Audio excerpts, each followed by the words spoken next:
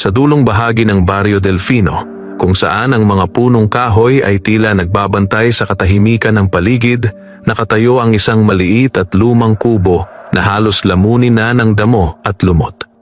Doon naninirahan si Rudy, isang payat, maitim at tahimik na batang ulila na matagal nang natutong mabuhay mag-isa. Maaga siyang naulila. Ang kanyang ama ay isang mangingisdang nilamon ng malakas na bagyo sa laot, habang ang kanyang ina na may kinuha ng malubhang sakit noong siya'y 7 taong gulang pa lamang. Simula noon, si Rudy na lamang ang umasa sa sarili. Walang kapatid, walang kamag-anak na kumupkop, at walang ibang kasama kundi ang lumang lamparang lagi niyang sinisindihan tuwing gabi. Sa kabila ng hirap, hindi naging masama ang puso ng bata. Tuwing umaga, bago pa sumikat ang araw, bumabangon na si Rudy upang mamulot ng kahoy sa gubat na malapit sa baryo. Ibinibenta niya ang mga ito sa palengke kapalit ng ilang baryang sapat lang upang makabili ng kaunting bigas at tuyo. Payak ang kanyang buhay, ngunit marangal. Kilala siya ng mga taga-baryo bilang tahimik ngunit masipag na bata. Ngunit may isang bagay na matagal nang iniiwasan ng mga tao, ang masukal na bahagi ng gubat sa likod ng Barrio Delfino. Ayon sa matatanda, iyon daw ang dating tirahan ng mga nilalang na hindi nakikita ng karaniwang mata. Marami na raw ang nakarinig ng mga bulong sa hangin, mga yapak sa gabi, at mga matang kumikislap sa dilim. Kaya naman mahigpit ang bilin ng mga magulang sa kanilang mga anak. Huwag na huwag lalapit doon pagsapit ng dapit hapon. Alam ito ni Rudy. Ngunit sa buhay na puno ng pangangailangan, ang takot ay madalas kailangang isantabi. Isang hapon, habang papalubog na ang araw at ang kalangitan ay kulay kahel na, napadpad si Rudy sa mas malalim na bahagi ng gubat kaysa sa dati. Kaunti na lamang kasi ang tuyong kahoy sa karaniwang lugar na pinupuntahan niya. Kaunti na lang. Tapos uuwi na ako. Mahina niyang bulong sa sarili habang pinupulot ang mga sanga. Tahimik ang paligid. Masyadong tahimik. Ni huni ng ibon ay halos wala. Humakbang pa siya papaloob, dala ang kanyang bayong na kalahati pa lamang ang laman. Ngunit bigla, napahinto si Rudy.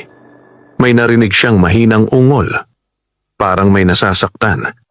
Nanlaki ang kanyang mga mata. Saglit siyang kinabahan. Naalala niya ang mga babala ng matatanda. Ang normal na bata ay marahil tatakbo na pauwi. Ngunit si Rudy ay sanay sa hirap at sanay makinig sa tawag ng nangangailangan. Dahan-dahan siyang lumapit sa direksyon ng tunog, maingat ang bawat hakbang. Habang papalapit siya sa isang malaking punong balete, lalo niyang naririnig ang mahinang daing. Hanggang sa tuluyan niyang makita ang pinagmumulan nito. Napasinghap ang bata. Sa paanan ng punong balete ay may nakahandusay na isang nilalang, hindi tao at hindi rin hayop. Isa itong engkanto. Maputla ang balat nito na tila kumikislap sa dapit hapon. Mahaba ang buhok na kulay pilak at suot ang damit na tila hinabi sa manipis na dahon at liwanag. Ngunit ang higit na ikinagulat ni Rudy, sugatan ito. May malalim na hiwa sa tagiliran ng nilalang at ang dugong kulay bahagyang kumikinang ay patuloy na tumutulo sa damuhan. Saglit na natigilan si Rudy. Mabilis ang tibok ng kanyang puso. Ito ang mga nilalang na kinatatakutan ng buong baryo. Ito ang mga nilalang na sinasabing mapaghiganti. Ngunit nang muling dumaing ang engkanto at bahagyang gumalaw ang kamay nito, may kung anong kumirot sa dibdib ng bata. Hindi takot, kundi awa. Dahan-dahang lumapit si Rudy at lumuhod sa tabi ng sugatang nilalang. "Hoy, naririnig mo ba ako?" Mahina niyang tanong. Bahagyang dumilat ang engkanto. Ang mga mata nito ay kulay esmeralda na tila may sariling liwanag. Napako ang tingin nito sa batang nakayuko sa harap niya. Saglit na nagkatitigan ng dalawa, isang nilalang mula sa mundo ng hiwaga at isang batang ulila mula sa mundo ng tao. Sa mahinang tinig, halos pabulong, nagsalita ang engkanto. "Bata, tulungan mo ako." Napalunok si Rudy. Alam niyang sa sandaling iyon, magbabago ang takbo ng kanyang payak na buhay sa Barrio Delfino. At kahit hindi niya pa alam kung gaano kalaki ang kapalit, iniabot niya ang kanyang kamay. Nanatiling nakaluhod si Rudy sa tabi ng sugatang engkanto habang ang hangin sa paligid ay tila lalong lumamig. Hindi pa rin siya lubos makapaniwala sa kanyang nasasaksihan, ngunit malinaw sa kanyang puso ang isang bagay: kung pababayaan niya ang nilalang na ito, tiyak na mamamatay ito. Maingat niyang sinilip ang sugat sa tagiliran ng engkanto. Malalim at patuloy na dumadaloy ang kakaibang dugong may bahagyang kislap. "Sandali, tutulungan kita," mahinang sabi ni Rudy, bagaman nanginginig ang kanyang boses. Saglit na pumikit ang engkanto, tila nauubusan ng lakas. Napansin ni Rudy na bahagya nang nanlalabo ang liwanag sa mga mata nito. Kung may gagawin man siya, kailangan na agad. Mabilis na hinubad ni Rudy ang punit niyang panyo na nakatali sa kanyang baywang. Pinunit niya ito sa gitna at dahan-dahang idiniin sa sugat ng engkanto. Bahagyang napangiwi ang nilalang. "Pasensya na," bulong ng bata habang maingat na tinatali ang pansamantalang benda. Ilang sandali ang lumipas. Unti-unting bumagal ang pag-agos ng dugo. Napabuntong hininga si Rudy, ngunit alam niyang hindi yon sapat. "Hindi ka pwedeng manatili dito," sabi niya habang palingalinga sa paligid. "Kapag may nakakita sa'yo." Hindi na niya tinapos ang pangungusap. Alam ng lahat sa Barrio Delfino kung ano ang ginagawa ng mga tao sa mga nilalang na hindi nila nauunawaan. Dahan-dahang dumilat muli ang engkanto. Mas malinaw na ngayon ang titig nito, bagaman halatang nanghihina pa rin. "Bata," mahina nitong sabi, "bakit mo ako tinutulungan?" Natigilan si Rudy. Hindi niya agad nasagot ang tanong. Sa totoo lang, hindi rin niya alam. Saglit siyang yumuko bago marahang sumagot. "Kasi nasasaktan ka. Simple. Diretso. Walang halong pag-aalinlangan." Sa unang pagkakataon, may kakaibang emosyon na dumaan sa mukha ng engkanto, tila gulat. At kung pagmamasdan ng mabuti, may bahid ng pagkalambot. Tahimik ang paligid ng ilang sandali. Pagkatapos ay muli itong nagsalita. "Hindi ako ligtas dito. May humahabol sa akin." Biglang kumabog ang dibdib ni Rudy. "Sino?" Saglit na nagatubili ang engkanto bago sumagot. "Mga tao, at hindi lang basta tao." Lalong kumunot ang noo ni Rudy. Ngunit bago pa siya makapagtanong muli, napansin niyang bahagyang nanginginig ang katawan ng engkanto. Nauubos na ang lakas nito. Mabilis siyang nagpasya. "Halika," sabi niya. "Dadaling kita sa kubo ko." Bahagyang nanlaki ang mga mata ng engkanto. "Bata, delikado para sa'yo." "Wala akong ibang kasama," putol ni Rudy. "Ngayon ay mas buo na ang loob at hindi kita pwedeng iwan dito." Hindi na nakapagsalita ang engkanto. Maingat na inalalayan ni Rudy ang balikat nito. Mabigat ang nilalang, ngunit pinilit niyang itayo ito. Paika-ika silang naglakad palayo sa punong balete habang unti-unting nilalamon ng dilim ang gubat. Habang naglalakad, napansin ni Rudy ang kakaibang pakiramdam sa paligid. Parang may nagmamasid. Minsan ay may maririnig siyang bahagyang kaluskos sa malalayong damuhan. Napahigpit ang hawak niya sa engkanto. "Malayo na ba ang kubo mo?" Mahina nitong tanong. "Kaunti na lang," sagot ni Rudy. Kahit ang totoo'y may kalayuan pa. Ilang sandali pa ang lumipas. Hanggang sa wakas ay sumilip sa pagitan ng mga puno ang maliit na kubo ni Rudy sa gilid ng baryo. Nakahinga siya ng maluwag. Ngunit hindi niya alam. Sa likod ng isang makapal na punong kahoy sa gubat na kanilang pinanggalingan, may pares ng matang mapupula ang dahan-dahang nagmulat at tahimik silang pinagmamasdan. Pagdating nila sa maliit na kubo ni Rudy, halos mabuwal ang bata sa pagod. Pawis na pawis siya at hinihingal, ngunit hindi niya binitiwan ang engkantong kanyang inalalayan. "Dito ka muna," sabi niya habang marahang pinapaupo ang nilalang sa lumang papag na yari sa kawayan. Tahimik ang loob ng kubo. Isang lampara lamang ang nagbibigay liwanag, at ang anino ng dalawa ay gumagalaw sa dingding na tila may sariling buhay. Maingat na isinara ni Rudy ang pinto at sinipat ang sugat ng engkanto. Bagamat huminto na ang pagdurugo, halata pa rin ang panghihina nito. "Hintayin mo ako," sabi ni Rudy.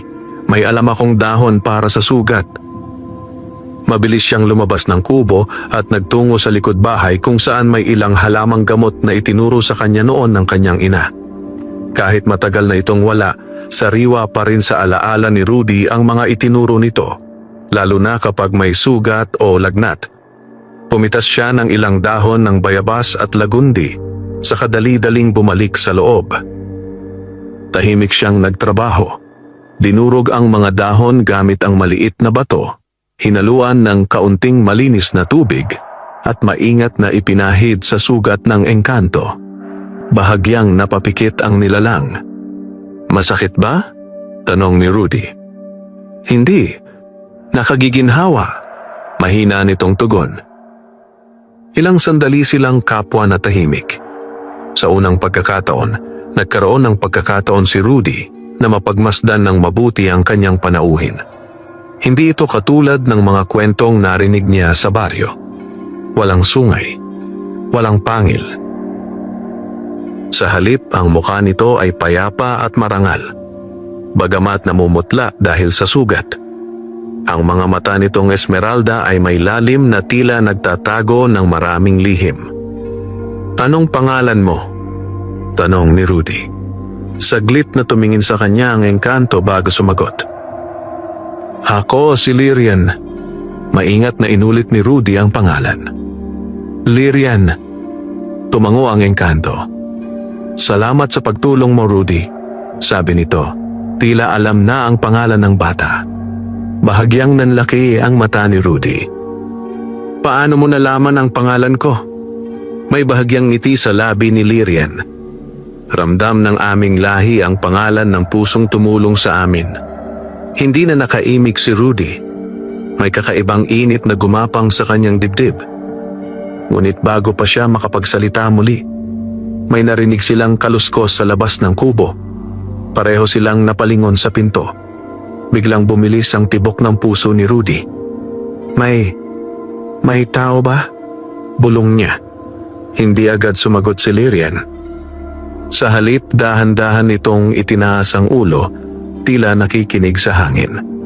Pagkaraan ng ilang sandali, mahina ngunit malinaw itong nagsalita. "Hindi tao." Nanlamig ang batok ni Rudy. Tahimik ang gabi sa labas. Ngunit ngayon ay may kung anong mabigat sa hangin. May marahang yabag. Paikot sa kubo. 1 beses. 2 beses. 3 beses. Parang may umiikot sa kanila sa dilim.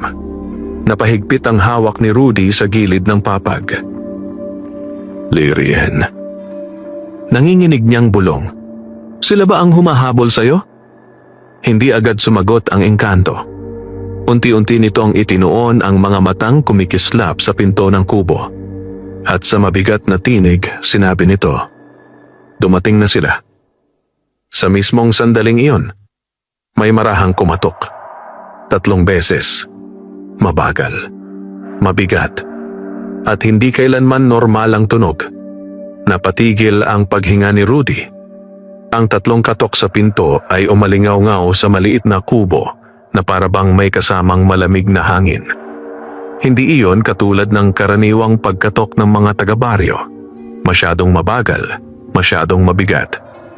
Parang may sinasadyang takutin ang nasa loob. Napatingin si Rudy kay Lyrian. Ang engkanto ay nakatitig sa pinto. Naniningkit ang mga matang Esmeralda. Bagamat sugatan, may kakaibang tensyon sa kanyang katawan. "Rudy," mahina ngunit maring sabi ni Lyrian, "huwag mong bubuksan." Napalunok ang bata. Ngunit muling, tok, tok, tok. Mas mabagal, mas madiin. Parang alam ng nasa labas na naririnig sila. Naramdaman ni Rudy ang pagkatuyo ng kanyang lalamunan. Hindi siya sanay sa ganitong takot, ngunit malinaw sa kanya na may kakaibang nangyayari. Sino yan?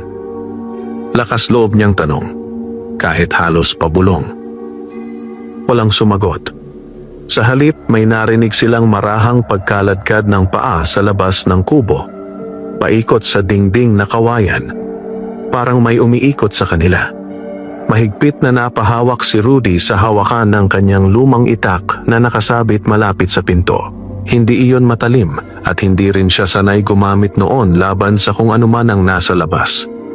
Ngunit iyon lang ang meron siya. Sa likod niya, bahagyang gumalaw si Lyrian. Hindi sila basta makakapasok, mahina nitong sabi, hanggat hindi mo sila inaanyayahan. Napakunot ang noo ni Rudy. Ano sila? Sandaling natahimik ang engkanto bago sumagot. Mga tagasunod ng mga ngaso. Biglang bumigat ang hangin sa loob ng kubo. Bago pa makapagtanong si Rudy, may biglang dumaan na anino sa siwang ng bintana. Mabilis, mahaba, hindi hugis tao. Napasinghap ang bata at napaatras ng isang hakbang. Sa labas, may narinig silang mahinang halakhak, paos at tuyong parang nagmumula sa lalamunan na matagal nang hindi nakatikim ng tubig. Unti-unting namutla ang mukha ni Rudy. Lyrian! Tahimik na itinaas ng engkanto ang kanyang kamay. Kahit mahina, may bahagyang liwanag na namuo sa kanyang palad. Malamlam, ngunit buhay. Lumayo ka sa pinto. Utos nito. Agad sumunod si Rudy. Halos kasunod noon, may biglang kumalabog sa dingding ng kubo. Isang malakas na dagok. Umuga ang kawayan. Sinundan pa ito ng isa. At isa pa. Para bang may nagtatangkang piliting pasukin ang kubo kahit wala pahintulot. Napapikit si Rudy sa takot. Ngunit nanatili si Lyrian. Nakaupo, sugatan, ngunit ang mga mata ay nagliliyab sa kakaibang kapangyarihan. Dahan-dahan ito nagsalita, tila hindi sa kanila kundi sa kung sino mang nasa labas. Umalis kayo habang kaya pa ninyo. Biglang tumahimik ang labas. Walang yabag, walang kaluskos, walang halakhak. Ilang sandaling walang gumalaw, hanggang sa may mabilis na aninong dumaan sa bintana. Papalayo. Isaya.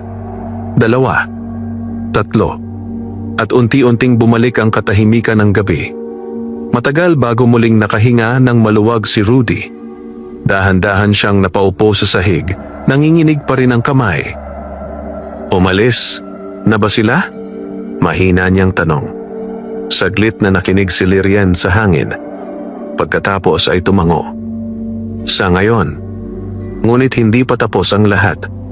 Unti-unting ibinaba ng engkanto ang kamay nito at sa unang pagkakataon ay nakita ni Rudy ang tunay na pag-aalala sa mukha nito.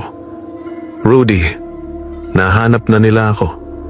Muling bumigat ang dibdib ng bata at alam niyang mula sa gabing iyon, hindi na muling magiging payapa ang kanyang buhay sa Barrio Delfino. Matagal na walang nagsalita sa loob ng kubo. Tanging ang mahinang paggalaw ng apoy sa lampara at ang mabigat na paghinga ni Rudy ang maririnig. Hindi pa rin tuluyang nawawala ang lamig sa kanyang dibdib. Sa wakas, naglakas loob siyang magsalita. Lyrian, sino ang mga ngaso? Bahagyang pumikit ang engkanto, tila nagtitipon ng lakas bago sumagot.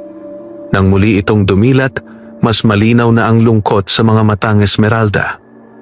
Isa siyang tao, ngunit hindi na lubos na tao. Napakunot ang noo ni Rudy.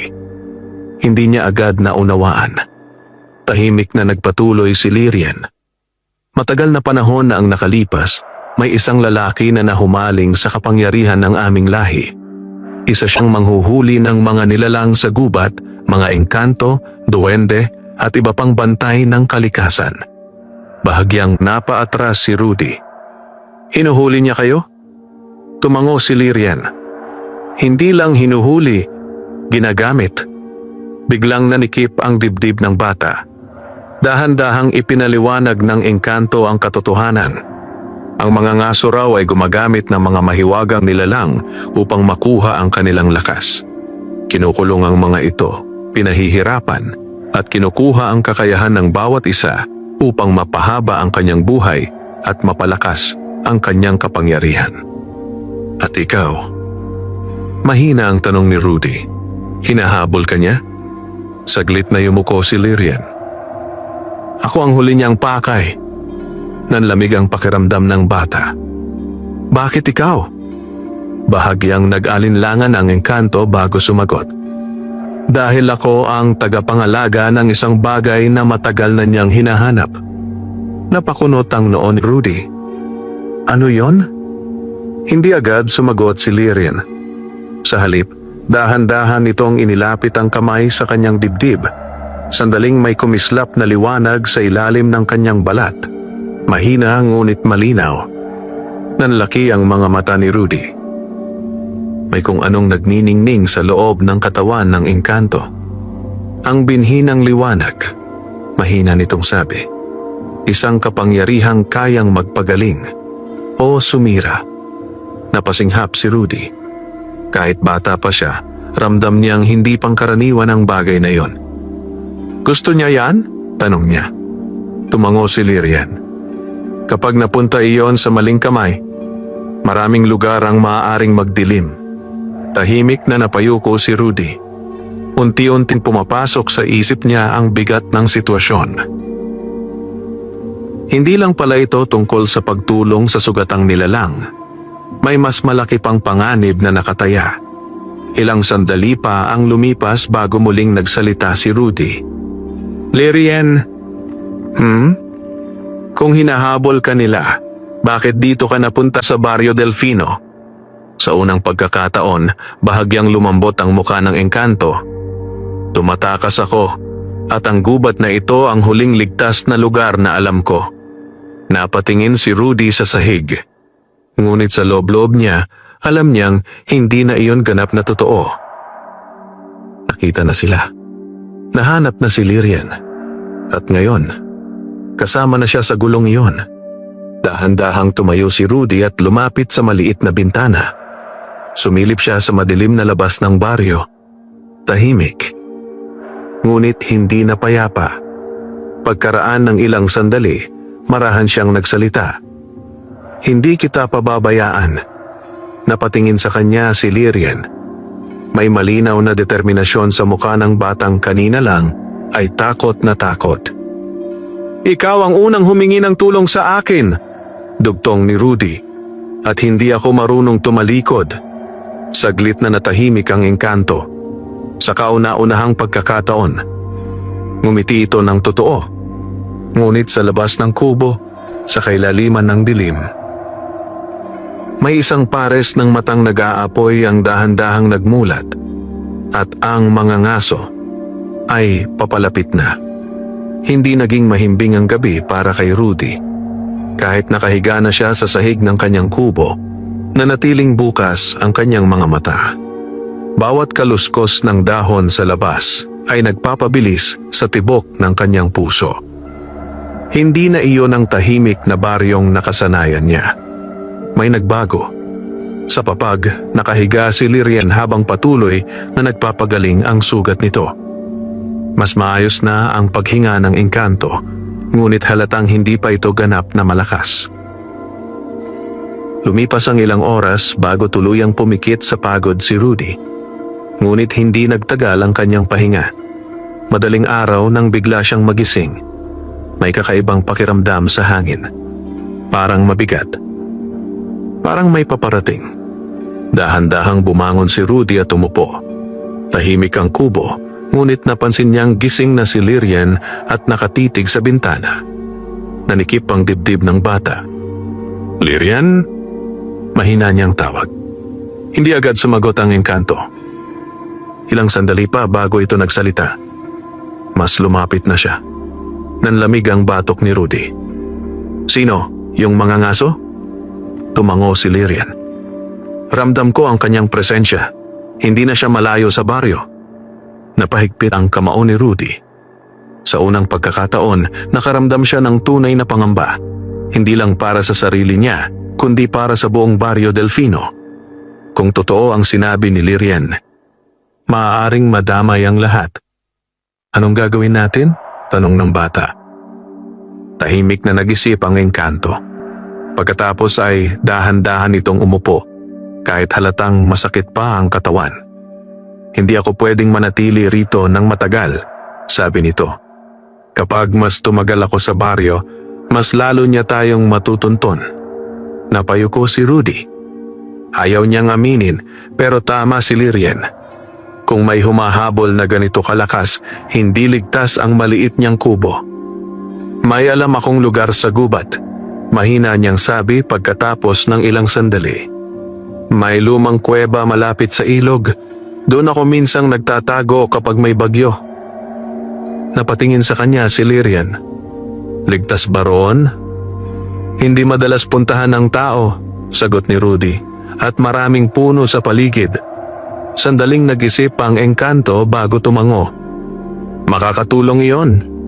Ngunit bago pa sila makapagplano ng buo, may malayong tunog na umalingaw-ngaw sa hangin. Isang mahinang, ngunit malinaw na tunog ng sungay. Pareho silang napatigil.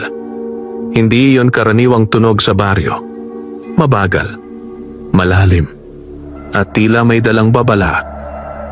Unti-unting namutla ang mukha ni Lirian. Hindi maaari. Nanlaki ang mga mata ni Rudy. Ano yon? Mahina ngunit mabigat ang tinig ng engkanto nang sumagot ito. Iyon ang tawag ng mga ngaso. Parang biglang bumigat ang buong paligid. Sa malayo, muling umalingaw-ngaw ang tunog ng sungay. Ngayon ay mas malinaw, mas malapit. Napahigpit ang hawak ni Rudy sa gilid ng kanyang kamiseta. Lirian, unti-unting tumingin sa kanya ang engkanto. Sa unang pagkakataon, nakita ng bata ang bakas ng tunay na pag-aalala sa mukha nito. Rudy, mariin nitong sabi, kailangan na nating umalis bago sumikat ang araw. Sa labas ng kubo, ang hangin sa baryo Delfino ay nagsimulang kumilos na parang may paparating na unos. At sa kailaliman ng gubat, may isang mga ngaso na papalapit. Hindi na nag-aksaya ng oras si Rudy. Sa sandaling marinig nila ang ikalawang pag-alingaw-ngaw ng sungay, mabilis siyang kumilos sa loob ng kubo. Isinilid niya sa lumang bayong ang kaunting bigas, isang pirasong tuyo, ang kanyang panyo, at ang maliit na bote ng tubig na lagi niyang dala kapag pumapasok sa gubat. Simple lang ang kanyang mga pag-aari. Ngunit sa gabing iyon, pakiramdam niya ay iiwan niya ang buong buhay na nakasanayan. Kayang-kaya mo bang maglakad? Tanong niya kay Lirian. Dahan-dahang tumayo ang engkanto. Bagamat halatang may kirot pa sa galaw nito, mas matatag na ang tindig kaysa kanina. Mas mabuti na ako kaysa kahapon, sagot nito. Kaya ko pa. Tumango si Rudy, bagaman bakas pa rin ang pag-aalala sa kanyang mukha. Lumapit siya sa pinto at bahagyang sumilip sa labas. Madilim pa ang kalangitan, ngunit ang silangan ay nagsisimula ng mamutla, palatandaan na malapit ng magbukang liwayway. Kailangan nilang mauna. Halika! Mahina niyang sabi. Tahimik silang lumabas ng kubo. Agad silang sinalubong ng malamig na hangin ng madaling araw. Ang buong baryo Delfino ay mahimbing pang natutulog. Walang kamalay-malay sa panganib na unti-unting lumalapit. Mabilis ngunit maingat ang mga hakbang ni Rudy habang inaakay si Lirian patungo sa likod na bahagi ng baryo kung saan nagsisimula ang masukal na gubat. Habang naglalakad sila, paminsan-minsan ay napapalingon ang bata. Parang may sumusunod. Parang may matang nakamasid sa bawat galaw nila. Malayo pa ba ang kuweba? Tanong ni Lirian, bahagyang hinihingal.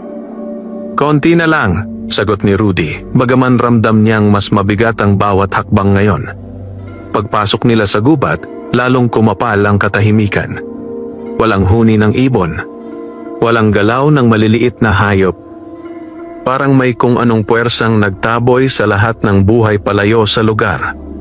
Napahigpit ang hawak ni Rudy sa kamay ng engkanto. Bigla, may malutong na tunog ng nabaling sanga sa likod nila. Pareho silang napahinto. Dahan-dahang napalingon si Rudy. Wala siyang makita sa pagitan ng mga puno. Ngunit malinaw ang pakiramdam. May kasama sila sa gubat. "Rudy!" Bulong ni Lyrian. Alam na agad ng bata ang ibig nitong sabihin. Muli silang naglakad. Ngayon ay mas mabilis. Mas nagmamadali. Hanggang sa wakas, sumilip sa pagitan ng mga punong kahoy ang bunganga ng maliit na kuweba na tinutukoy ni Rudy. "Doon!" Mahina ngunit sabik niyang sabi. Halos patakbo silang lumapit. Pagpasok nila sa loob, agad na lumamig ang hangin. Tahimik at makipot ang kuweba, ngunit sapat upang maitago sila sa mata ng sinumang nasa labas. Maingat na pinaupo ni Rudy si Lyrian sa isang patag na bato. "Magpahinga ka muna," sabi niya habang hinihingal. Ngunit bago pa man siya tuluyang makaupo, may marahang yabag na umalingaw-ngaw sa labas ng kuweba. Isang hakbang. Kasunod ang isa pa. Mabagal. Sigurado. Parang alam na alam kung saan sila nagtago. Unti-unting nanlamig ang dugo ni Rudy. Sa bungad ng kuweba, may mahabang aninong dahan-dahang gumapang papasok kasabay ng unang sinag ng papasikat na araw. At isang malamig na tinig ang umalingaw-ngaw mula sa dilim. "Matagal kitang hinanap, tagapangalaga." Napatitig si Rudy sa bungad at doon niya unang nasilayan ang mga ngaso. Napatigil ang mundo ni Rudy. Sa bungad ng kuweba, unti-unting luminaw ang anyo ng lalaking nakatayo sa pagitan ng liwanag at dilim. Matangkad ito, balot ng maitim na kasuotan na tila hinabi sa anino. Sa likod nito ay nakasabit ang isang mahabang sibat na may kakaibang ukit. Ngunit ang pinaka nakakatakot, ang mga mata nito, maputla, malamig, at tila walang kahit katiting na awa. Hindi na kailangang magpakilala ng lalaki. Ramdam agad ni Rudy. Ito ang mga ngaso. "Lyrian," malamig na sabi ng lalaki. "Natagpuan din kita." Bahagyang gumalaw si Lyrian sa likod ni Rudy. Kahit sugatan, pilit nitong itinuwid ang sarili. "Umalis ka, Vargan," mariin nitong tugon. "Hindi mo makukuha ang hinahanap mo." Nanikip ang dibdib ni Rudy sa narinig na pangalan. Vargan. Marahang ngumiti ang mga ngaso. Isang ngiting walang init. "Ganyan ka pa rin," sabi nito. Matapang, kahit paubos na ang lakas. Napahigpit ang kamao ni Rudy. Hindi niya alam kung ano ang dapat gawin, pero isang bagay ang malinaw sa kanya. Hindi niya hahayaang basta kunin si Lyrian. Dahan-dahan siyang humakbang pasulong, bahagyang hinaharangan ang engkanto. "Hindi ka pwedeng lumapit," nanginginig ngunit matapang niyang sabi. Saglit na natahimik si Vargan. Pagkatapos, mahina itong natawa. "Isang bata?" Malamig nitong wika. "Ito ang ipinagkakatiwala mo sa sarili mo? Tagapangalaga?" Namula ang tenga ni Rudy, pero hindi siya umatras. "Umalis ka na," ulit niya. "Ngayon ay mas buo ang loob. Wala kang makukuha dito." Sa unang pagkakataon, bahagyang nagbago ang ekspresyon ni Vargan. Hindi galit, kundi interes. "Matapang," bulong nito. Pero hindi sapat ang tapang. Bigla itong kumilos. Mabilis. Halos hindi nakita ni Rudy ang galaw. Isang malakas na hangin ang dumaan sa kuweba at napaatras ang bata ng 2 hakbang. Napahawak siya sa lupa upang hindi tuluyang matumba. "Rudy!" sigaw ni Lyrian. Ngunit bago pa makalapit ang mga ngaso, Biglang kumislap ang dibdib ni Lyrian. Isang malakas na liwanag ang sumabog mula sa katawan ng engkanto. Napahinto si Vargan. Naningkit ang mga mata nito. Ang binhi ng liwanag, mahina nitong sabi. Humihingal si Lyrian habang ang mahinang ningning ay patuloy na pumapalibot sa kanya. Hindi ito sapat upang umatake, ngunit malinaw na sapat upang hadlangan ang mga ngaso sa sandaling iyon. Umalis ka, pilit na sabi ng engkanto. Ngunit ngumiti lamang si Vargan. Isang malamig, tiyak na ngiti. Hindi pa ngayon, sabi nito. Dahan-dahan itong umatras patungo sa bungad ng kuweba. Bago tuluyang maglaho sa liwanag ng umaga, muli nitong itinuon ang tingin kay Rudy. At ikaw, bata, babalikan kita. Pagkatapos ay nawala ito sa pagitan ng mga puno. Muling bumagsak ang katahimikan sa kuweba. Napasinghap si Rudy at agad lumapit kay Lyrian. Lyrian, ayos ka lang ba? Ngunit nang makita niya ang engkanto, nanlaki ang kanyang mga mata. Mas maputla ito kaysa kanina. At ang liwanag sa dibdib nito ay unti-unting kumukupas. Agad na lumuhod si Rudy sa tabi ni Lyrian. Lyrian! Lyrian! Nanginginig niyang tawag. Halos hindi na makapagsalita ang engkanto. Mabagal ang paghinga nito at ang dating malinaw na liwanag sa dibdib ay kumukupas na parang ilaw na nauubusan ng langis. Nanikip ang dibdib ni Rudy. Anong nangyayari sa'yo? Halos pabulong niyang tanong. Marahang dumilat si Lyrian. Ang mga matang esmeralda nito ay may bakas ng pagod. Ginamit ko ang natitirang lakas ko. Mahina nitong sagot. Biglang nakaramdam ng matinding kaba ang bata. Ibig mong sabihin, dahil doon kay Vargan? Bahagyang tumango ang engkanto. Hindi pa ako ganap na magaling. Pero kinailangan kong pigilan siya. Napayo ko si Rudy, mariing kumuyom ang kamao. Kung hindi dahil sa kanya, kung hindi niya dinala si Lyrian sa baryo. Ngunit agad niyang inalis ang isip na iyon. Hindi ito ang oras para sa pagsisisi. Mabilis siyang tumayo at naghahanap sa loob ng kuweba.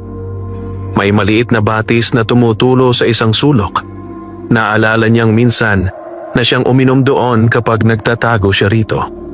Agad siyang kumuha ng tubig sa maliit niyang bote at bumalik kay Lyrian. Uminom ka muna, sabi niya.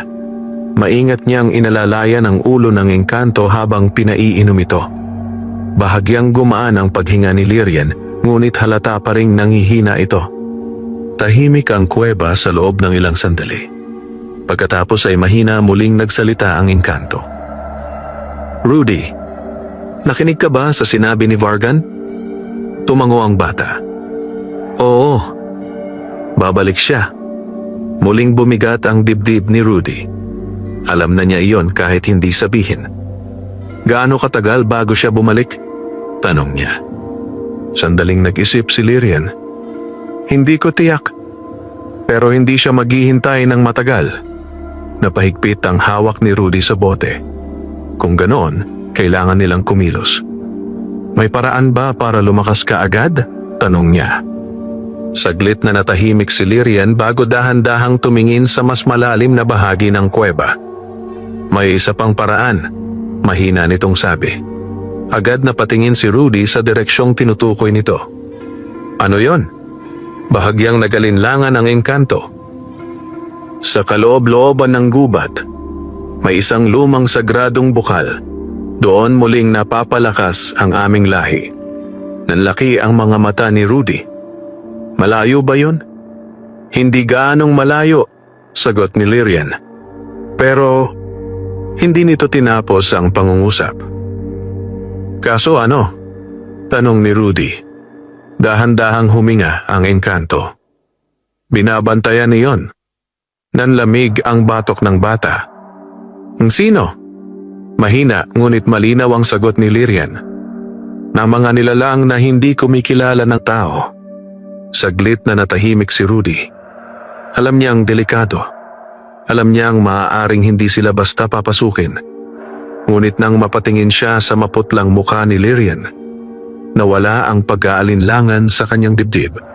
Dahan-dahan siyang tumayo. "Pupunta tayo roon," mariin niyang sabi. Napatingin sa kanya ang engkanto, may halong gulat. "Rudy, hindi iyon biro." "Hindi kita pababayaan," putol ng bata. Tahimik na nagkatitigan ang dalawa.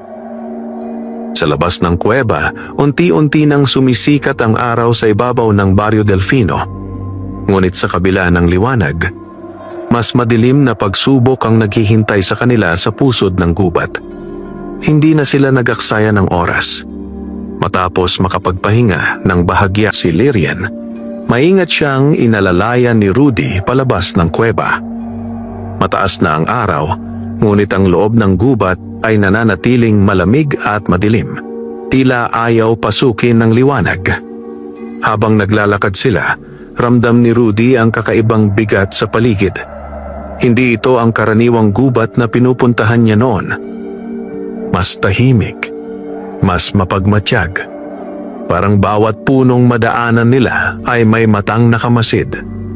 "Malapit na ba tayo?" tanong ni Rudy matapos ang ilang sandaling paglalakad. "Kaunti na lang," sagot ni Lyrian, bagamat halatang pinipilit lamang nito ang sarili na manatiling matatag. Nagpatuloy sila sa makitid na landas hanggang sa unti-unting nagbago ang anyo ng paligid. Ang mga punong kahoy ay naging mas matatangkad at mas makakapal ang mga ugat. May mga lumang batong nakabaon sa lupa na may kakaibang ukit. Mga simbolong hindi maintindihan ni Rudy, ngunit tila may dalang sinaunang kapangyarihan. Unti-unting bumagal ang hakbang ni Lyrian. "Rudy," mahina nitong sabi. Huminto ang bata. Sa unahan nila, sa gitna ng isang maliit na liwasan sa gubat, sumilip ang isang malinaw na bukal ng tubig. Tahimik, payapa, at bahagyang kumikislap kahit hindi direktang tinatamaan ng araw. Ngunit agad ding napansin ni Rudy, hindi sila nag-iisa. Sa paligid ng bukal, may 3 aninong nakatayo sa pagitan ng mga puno. Unti-unting luminaw ang kanilang anyo. Mga nilalang na maliit ngunit matitipuno ang katawan, kulay lupa ang balat, at ang mga mata ay kumikislap na parang mga alitap-tap sa dilim. Mga bantay. Mabilis na kumabog ang dibdib ni Rudy. Naalala niya ang babala ni Lyrian. Hindi sila basta kikilalanin. Isa sa mga nilalang ang humakbang pasulong. Ang boses nito ay paos ngunit malinaw. Bakit may taong tumuntong sa sagradong bukal? Napahigpit ang hawak ni Rudy sa bayong, ngunit hindi siya umatras. Dahan-dahan siyang humakbang pasulong. "Hindi kami naparito para manggulo," matapang niyang sabi. "Kailangan lang namin ng tulong." Naningkit ang mga mata ng bantay. Ang mga tao ay laging may hinihingi. Tahimik ang buong liwasan. Ramdam ni Rudy ang tensyon sa hangin. Ngunit hindi siya natinag. Itinuro niya si Lyrian sa likuran niya. "Sugatan siya," sabi niya. "At kung hindi siya lalakas, may masamang mangyayari sa gubat na ito." Sandaling natahimik ang mga bantay. Unti-unting lumapit ang isa pa, mas matangkad sa kanila. Tinitigan nito si Lyrian ng matagal. Pagkatapos, bahagyang nagbago ang ekspresyon nito. Tagapangalaga. Mahina nitong bulong. Nagkatinginan ang 3 bantay. Muling bumaling ang pinuno kay Rudy. "Matapang kang bata," sabi nito. Pero ang tulong ng bukal ay may kapalit. Nanikip ang dibdib ni Rudy. "Ano ang kapalit?" Tahimik na tumingin ang bantay sa malinaw na tubig ng bukal bago muling nagsalita. "Kapag pinahintulutan naming gumaling ang engkanto," dahan-dahan itong itinuon ng kumikislap na mata kay Rudy. "Ikaw ang mananatili rito bilang panata." Parang tumigil ang mundo. Nanlaki ang mga mata ni Rudy. Sa likod niya, biglang napalingon si Lyrian. At sa gitna ng sagradong gubat, isang mabigat na pasya ang kailangang gawin ng batang ulila. Parang nawala ang hangin sa dibdib ni Rudy Nanatili siyang nakatayo sa harap ng sagradong bukal habang ang mga salita ng bantay ay paulit-ulit na umuugong sa kanyang isip. Ikaw ang mananatili rito bilang panata. Hindi siya agad nakapagsalita. Sa likod niya, pilit na tumayo si Lyrian kahit halatang nanghihina pa rin. Hindi maaari, Marin nitong sabi. Hindi siya kabahagi ng aming mundo. Ngunit nanatiling kalmado ang pinunong bantay. Ang batas ng bukal ay matagal nang nakaukit, tugon nito. Ang lakas na ibinibigay ay kailangang tumbasan ng panata. Nanikip ang dibdib ni Rudy. Ngayon lamang niya lubos na naunawaan ang bigat ng kanilang pinasok.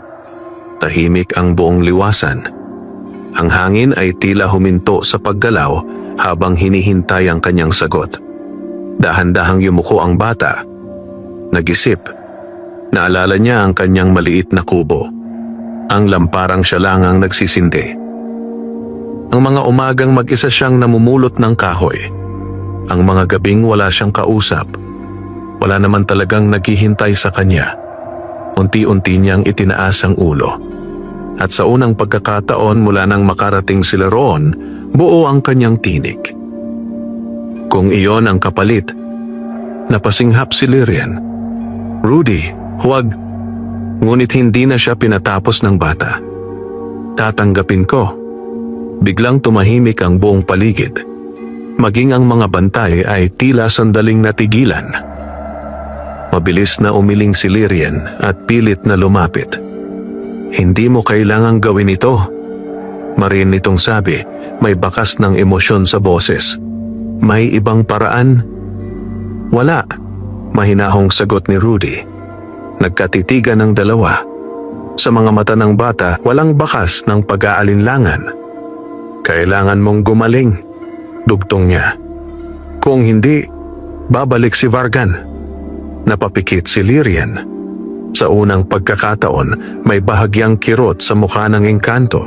Hindi dahil sa sugat, kundi dahil sa pasyang ginagawa ng batang nasa harap niya. Ilang sandali pa ang lumipas bago muling nagsalita ang pinunong bantay. Batang tao, sabi nito, mas mahinahon na ngayon ang tinig. Kapag tinanggap mo ang panata, hindi ka basta makakaalis sa sagradong lupang ito. Huminga ng malalim si Rudy. Alam ko, maaaring magbago ang iyong buhay magpakailanman. Handa ako. Muling nagkatinginan ang tatlong bantay. Pagkatapos ay sabay-sabay silang tumango. Kung gayon, tanggap namin ang iyong panata. Unti-unting kumislap ang tubig sa bukal. Lumakas ang liwanag. Mas maliwanag kaysa kanina. Mas buhay. Dalhin ang tagapangalaga sa tubig. Utos ng pinuno. Dahan-dahang inalalayan ni Rudy si Lyrian patungo sa gilid ng bukal. Bago tuluyang lumapit, hinawakan ng engkanto ang braso ng bata. Mahigpit. May damdamin. Rudy, mahina nitong sabi. Ngunit ngumiti lamang ang ulilang bata. Payak, ngunit buo. Ayos lang ako, bulong niya. Sa sandaling iyon, unti-unting lumubog ang mga paa ni Lyrian sa kumikislap na tubig ng sagradong bukal at nagsimulang magningning ang buong liwasan. Habang sa gilid, tahimik na naghihintay ang batang nag-alay ng sarili. Unti-unting binalot ng liwanag ang buong sagradong bukal. Habang nakalubog sa malinaw na tubig si Lyrian, ang dati nitong maputlang balat ay nagsimulang magningning. Ang sugat sa tagiliran nito ay dahan-dahang nagsara, tila hinahaplos ng hindi nakikitang kamay. Tahimik na nakatayo si Rudy sa gilid. Hindi siya gumagalaw. Hindi siya nagsasalita. Tanging ang banayad na paghinga lamang niya ang maririnig habang pinagmamasdan ang pagbabagong nagaganap sa harap niya. Sa paligid, ang tatlong bantay ay nakapwesto sa magkakaibang direksyon. Tila binabantayan ang ritual. Ilang sandali pa, mas luminaw ang liwanag mula sa dibdib ni Lyrian. Mas matatag, mas buhay, hanggang sa tuluyan nitong idilat ang mga mata. Ang esmeraldang kulay ay mas maliwanag ngayon kaysa dati. Ganap na gumaling. Tahimik na napabuntong hininga si Rudy. Ngunit kasabay ng ginhawa ay ang mabigat na alaala ng kanyang sinumpaan. Hindi na siya basta makakaalis. Dahan-dahang umahon si Lirian mula sa bukal. Ang dating panghihina ay napalitan ng marangal at matatag na tindig. Ngunit ang unang ginawa nito ay tumingin kay Rudy. At unang pagkakataon, malinaw ang emosyon sa mukha ng engkanto. "Ginawa mo ito para sa akin," mahina nitong sabi. Bahagyang napakamot sa ulo si Rudy, pilit nang umiti. "Basta gumaling ka, ayos na yon." Ngunit hindi ngumiti si Lirian. Sa halip, dahan-dahan itong lumapit. "Hindi mo lubos na nauunawaan ang iyong isinugal," sabi nito. Mas mabigat ang tinig ngayon. Tahimik lang si Rudy. Alam niya, pero tinanggap na niya. Bago pa siya makapagsalita, biglang kumibot ang isa sa mga bantay. Mabilis itong napalingon sa gawing gubat. Sumunod ang dalawa pa. Nanikip ang hangin sa liwasan. "May paparating," maring sabi ng pinunong bantay. Agad na kumabog ang dibdib ni Rudy. Hindi na niya kailangang hulaan kung sino. Parang sinang-ayunan ng hangin ang kanyang hinala. Mula sa malayo, muling umalingaw-ngaw ang malamig na tunog ng sungay. Mas malakas, mas malapit.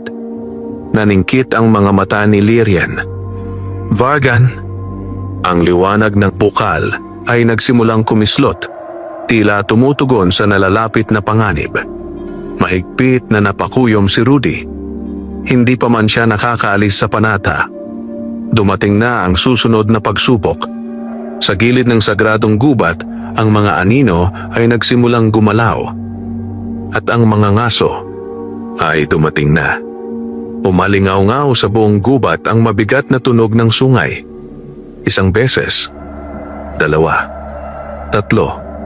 Parang mismong kalikasan ang napaatras sa lakas ng presensyang papalapit. Napatayo ng tuwid ang tatlong bantay sa paligid ng sagradong bukal. Ang kanilang mga matang kumikislap ay sabay-sabay na nakatuon sa makapal na bahagi ng kagubatan sa hilaga. Nanikip ang dibdib ni Rudy. Alam na niya. Dumating na nga si Vargan. Unti-unting gumalaw ang mga dahon sa pagitan ng mga puno. Hindi dahil sa hangin, kundi dahil sa mabibigat na hakbang na papalapit. At pagkatapos, lumabas siya. Si Vargan. Mas malinaw ngayon ang anyo ng mga ngaso sa liwanag ng umaga. Ang kanyang maitim na balabal ay tila sumisip-sip ng liwanag sa paligid. Ang sibat sa kanyang likod ay may mahinang pulang kislap, parang may sariling buhay. Ngunit ang kanyang mga mata, diretsong nakatuon kay Lirian. At sa wakas, malamig niyang sabi, "Natagpuan ko rin ang bukal." Agad na humakbang pasulong ang pinunong bantay.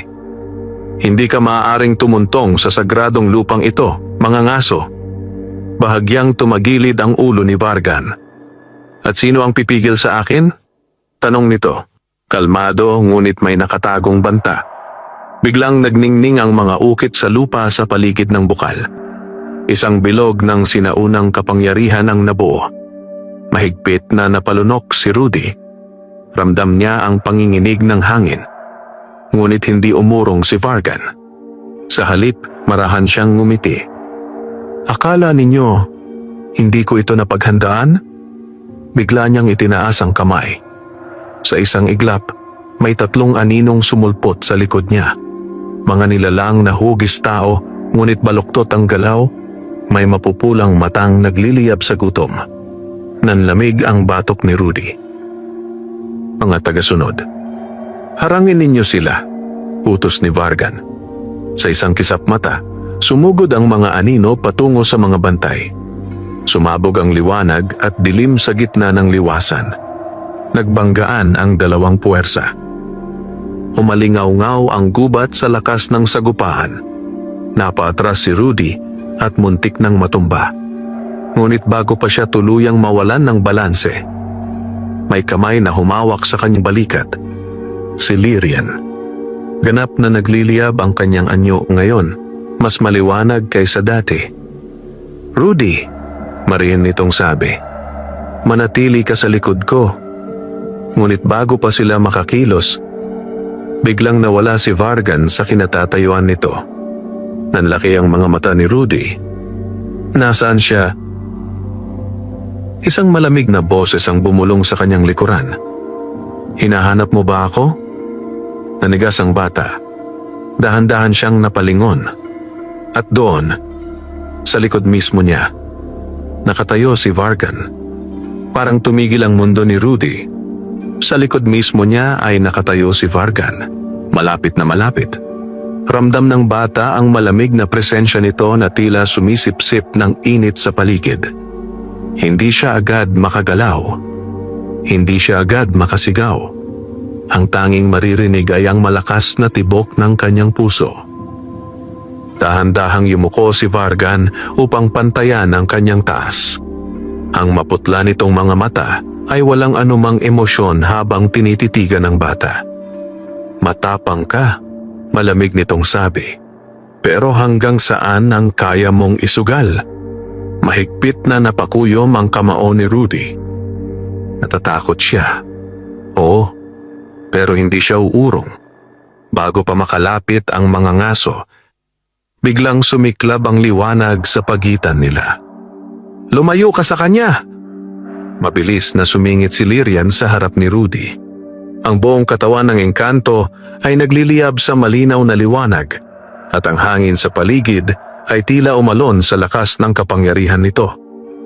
Napaatras si Vargan ng kalahating hakbang. Bahagyang. Ngunit napansin iyon ni Rudy.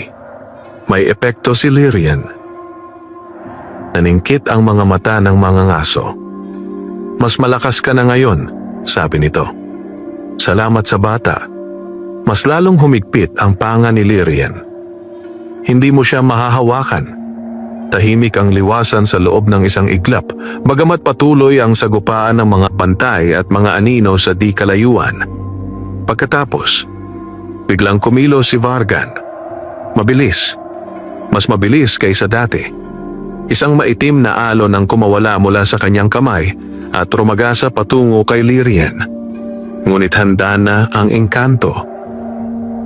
Itinaas nito ang kamay. Sumabog ang liwanag.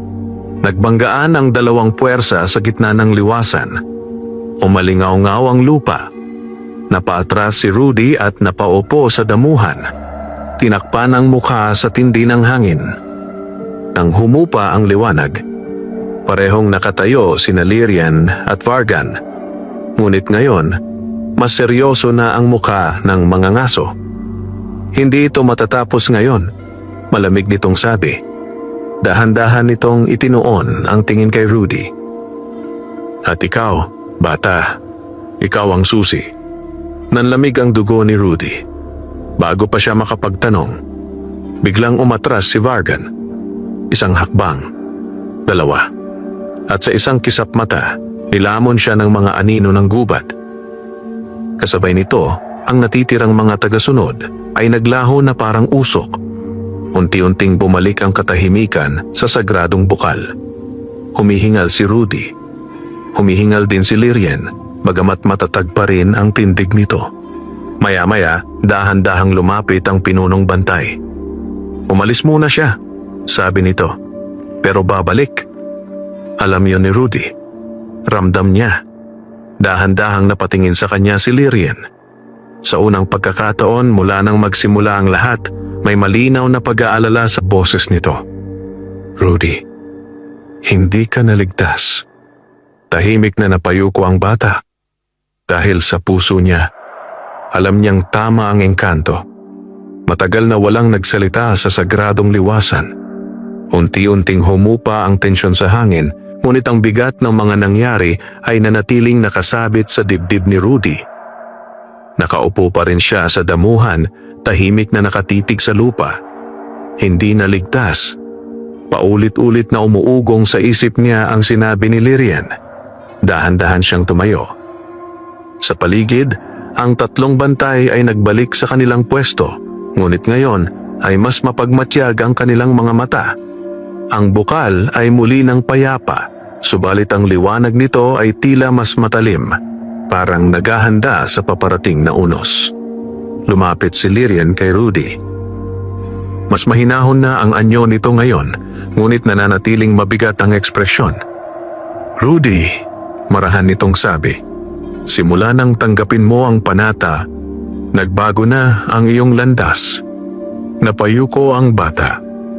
"Dahil ba sa binhi ng liwanag?" tanong niya. Sandaling natahimik si Lyrian bago tumango. "Hindi lamang dahil doon," sagot nito. Nararamdaman ni Vargan ang mga pusong may kakayahang sumuporta sa kapangyarihan ng bukal. Nanikip ang dibdib ni Rudy. "Ano ang ibig mong sabihin?" Dahan-dahang lumapit ang pinunong bantay. "Batang tao," sabi nito, "hindi lahat ay kayang tanggapin ang panata ng sagradong lupang ito." Napatingin si Rudy sa kanya. "Ngunit ikaw, tinanggap ka ng bukal." Biglang kumabog ang puso niya. Hindi niya alam kung bakit, pero sa sandaling iyon ay may kakaibang init na gumapang sa kanyang dibdib. Kapareho ng pakiramdam noong unang kumislap ang liwanag mula kay Lyrian. Mahina siyang napahawak sa kanyang dibdib. Napansin iyon ni Lyrian. Naningkit ang mga mata ng engkanto. "Hindi maaari." Unti-unti, may napakahinang liwanag na lumitaw sa ilalim ng balat ni Rudy. Banayad, ngunit malinaw. Nanlaki ang kanyang mga mata. "Ano to?" Tahimik ang buong liwasan. Ang tatlong bantay ay sabay-sabay na napatingin sa bata. At ang pinuno ay marahang nagsalita. "Pinili ka ng bukal." Parang nanlamig at uminit ng sabay ang katawan ni Rudy. "Pinili? Ako?" Lumapit si Lyrian, may halong gulat at pag-aalala ang mukha nito. "Rudy, ang ibig sabihin niyan." Huminga ng malalim ang engkanto bago tuluyang sinabi, "Bahagi ka na ng bantay ng liwanag." Hindi agad nakaimik ang bata. Maliit lang ang mundo niya kahapon. Kubo. Kahoy. Tahimik na buhay. Ngayon, may liwanag na sa dibdib niya. At may mga ngaso na gustong kunin ang kapangyarihang iyon. Sa di kalayuan, muling umihip ang malamig na hangin sa kagubatan. At sa kung saan sa dilim, tahimik na naghihintay si Vargan. Hindi makapaniwala si Rudy sa kanyang nararamdaman. Nakatayo siya sa gitna ng sagradong liwasan, nakatitig sa sarili niyang mga kamay. Sa ilalim ng kanyang balat, may banayad na liwanag na dahan-dahang kumikislap, mahina ngunit malinaw. Parang may bagong tibok sa loob ng kanyang dibdib. Hindi masakit, ngunit hindi rin pamilyar. "Lyrian?" Mahina niyang tawag. Agad lumapit ang engkanto, masinsin ang pagmamasid sa kanya. "Huminga ka ng dahan-dahan," mahinahon nitong sabi. "Huwag mong labanan." Sinunod ni Rudy ang payo. Pumikit siya. Huminga ng malalim. Unti-unti, ang kumikislap na liwanag sa kanyang dibdib ay naging mas mahinahon. Parang ilaw na natutong sumabay sa tibok ng kanyang puso. Nang muli siyang dumilat, mas malinaw ang kanyang paningin. Mas matalas ang pakiramdam niya sa paligid. Napansin niya ang mahinang galaw ng hangin sa mga dahon, ang marahang agos ng tubig sa bukal, at ang kakaibang init na nagmumula sa lupa sa ilalim ng kanyang mga paa. "Ganito ba ang pakiramdam ninyo?" tanong niya kay Lyrian. Bahagyang ngumiti ang engkanto. "Ngayon mo palang nararanasan." Tahimik ang liwasan sa loob ng ilang sandali. Pagkatapos ay muling nagsalita ang pinunong bantay. "Ang liwanag sa iyo ay nagsisimula pa lamang," sabi nito. "Ngunit tandaan mo, batang pinili, ang kapangyarihan ay lumalakas kasabay ng iyong loob." Napatingin si Rudy. "Paano kung hindi ko makontrol?" Sumagot si Lyrian bago pa ang bantay. "Matututo ka," marin nitong sabi. "At hindi kita iiwan sa pag-aaral." Bahagyang gumaan ang pakiramdam ni Rudy sa narinig. Sa unang pagkakataon mula nang magsimula ang lahat, may bahagyang pag-asa sa kanyang dibdib. Ngunit hindi iyon nagtagal. Biglang kumibot ang isa sa mga bantay. Mabilis itong napalingon sa gawing gubat. Sumunod ang dalawa. Nanikip ang hangin. May gumagalaw, bulong ng isa. Agad tumalim ang paningin ni Lirien. Hindi pa siya susugod, sabi nito. Tila sinusukat ang hangin. Ngunit nagkamali siya. Sa isang iglap, may malakas na pagsabog ng maitim na usok sa gilid ng liwasan. Napaatras ang mga bantay. "Vargan!" sigaw ni Rudy. Mula sa umiikot na dilim, unti-unting lumitaw ang mga ngaso. Ngayon ay mas handa, mas mabigat ang presensya kaysa kanina. Ngumiti siya. Isang ngiting alam ang kanyang kalamangan. "Mukhang nahuli ko ang tamang sandali," malamig niyang sabi. Naningkit ang mga mata ni Lirien. "Anong ginawa mo?" Marahang itinaas ni Vargan ang kanyang kamay. At doon lang napansin ni Rudy. Ang sibat ng mga ngaso ay nagliliyab na ngayon sa pulang liwanag. "Ngayon," sabi ni Vargan, nakatitig mismo kay Rudy. "Kunin natin ang liwanag na iyan." Biglang kumabog ang dibdib ng bata. At sa unang pagkakataon, ramdam niyang siya na ang tunay na target. Parang nanigas ang mga paa ni Rudy. Sa harap nila, malinaw na malinaw ang titig ni Vargan, diretso sa kanya. Hindi na si Lirien ang pangunahing pakay ng mga ngaso. Siya na. Mahigpit na napalunok ang bata. Ngunit sa kabila ng takot na gumagapang sa kanyang dibdib, may kakaibang init na unti-unting lumalakas sa loob niya. Ang liwanag. "Kunin ninyo ang posisyon," sigaw ng pinunong bantay. Agad na kumilos ang tatlong bantay, pumwesto sa pagitan ng bukal at ni Vargan. Nagningning ang mga sinaunang ukit sa lupa, ngunit ngayon ay tila sinusukat ng mga ngaso ang kanilang depensa. Ngumiti si Vargan. "Akala ninyo, hindi ko alam ang galaw ng bukal?" Bigla niyang inihagis pasulong ang sibat. Napasinghap si Rudy. Ngunit hindi tumama ang sibat sa kahit sino. Sa halip, bumaon ito sa lupa sa gilid ng liwasan. Isang iglap ng katahimikan. Pagkatapos, sumabog ang pulang liwanag mula sa sibat. Umuga ang lupa. Napaatras ang dalawang bantay, habang ang bilog ng proteksyon sa paligid ng bukal ay kumislap at bahagyang nagbitak. Nanlaki ang mga mata ni Lirien. Sinisira niya ang harang.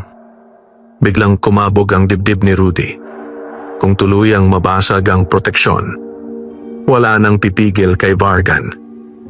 Mabilis na tumingin sa kanya si Lirien. "Rudy, makinig ka sa akin," mariin nitong sabi. "Kailangan mong pakawalan ng liwanag mo." Napatitig ang bata. "Hindi ko alam kung paano."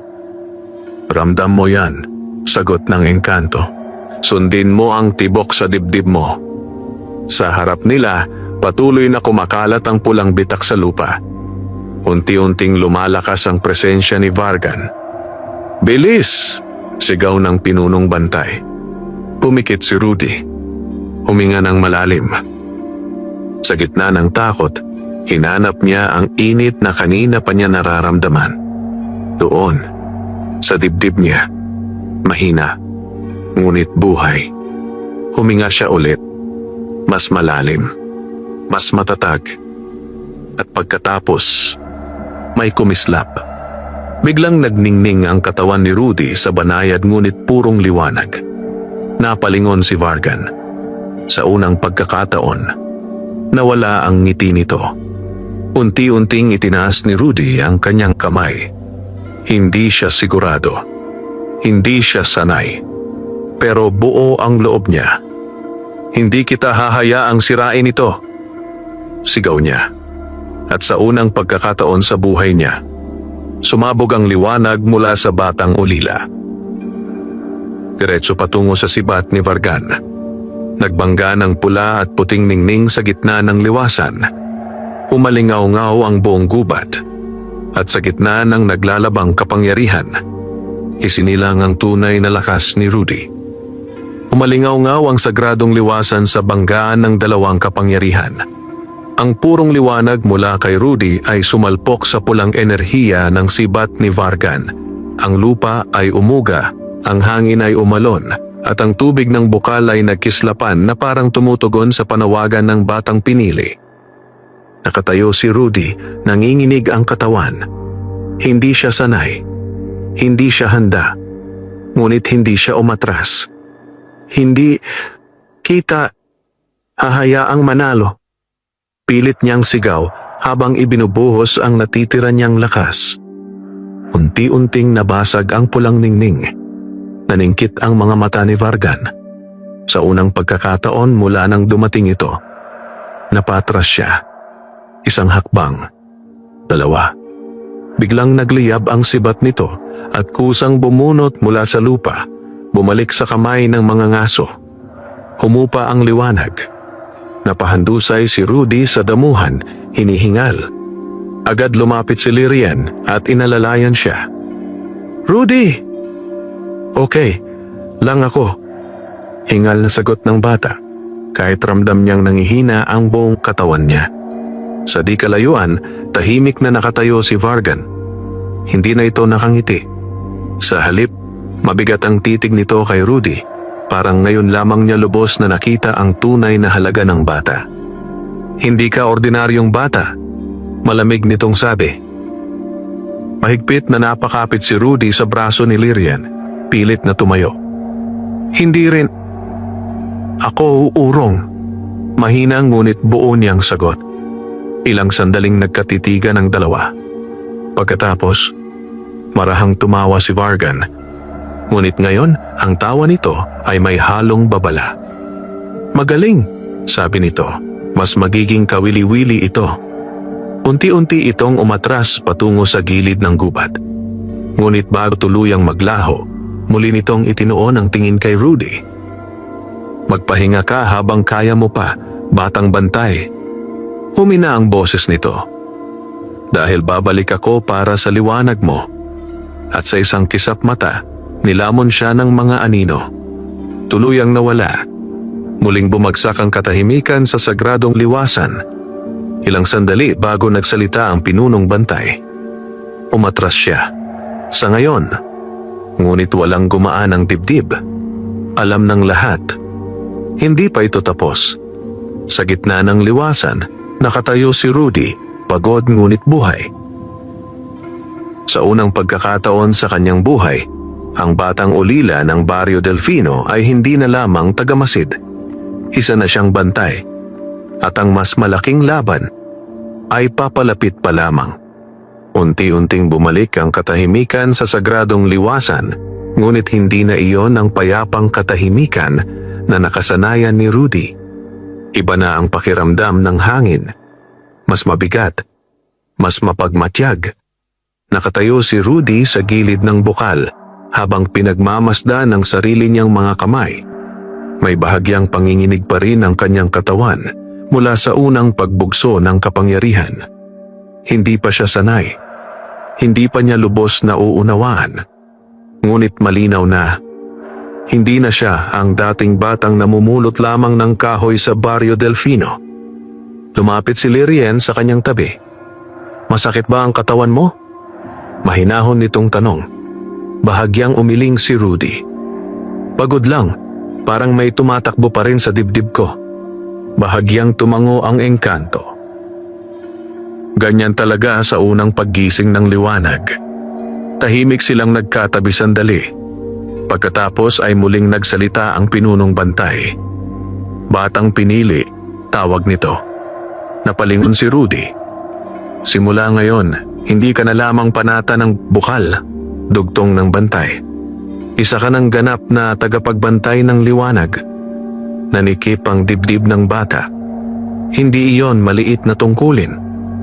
At dahil doon, patuloy ng bantay, ikaw ang susunod na tatargetin ng mga ngaso. Hindi na nagulat si Rudy. Ramdam na niya iyon kanina pa. Dahan-dahan siyang tumango. Ano ang kailangan kong gawin? Tanong niya. Nagkatinginan ang tatlong bantay. Pagkatapos ay sumagot ang pinuno. Kailangan mong matutong kontrolin ang liwanag mo bago bumalik si Vargan. Huminga ng malalim si Rudy. Tutulungan kita, agad sabi ni Lyrian. Napatingin ang bata sa kanya. May katiyakan sa mga mata ng engkanto ngayon. Hindi na lamang pasasalamat, kundi pangako. Hindi ka nag-iisa sa laban na ito. Mariin nitong dugtong. Sa unang pagkakataon mula nang magsimula ang lahat, may bahagyang ngiti na sumilay sa mukha ni Rudy. Ngunit hindi pa tapos ang kanilang pag-uusap. Biglang nagsalita muli ang pinunong bantay, mas mabigat ang tinig. May isa pa kayong dapat malaman. Agad silang napatingin dito. Sandaling tumingin ang bantay sa kailaliman ng gubat bago nagsalita. Ang pag-atras ni Vargan ngayon ay hindi tanda ng pagkatalo. Nanikip ang dibdib ni Rudy, kundi paghahanda. Muling bumigat ang hangin sa liwasan.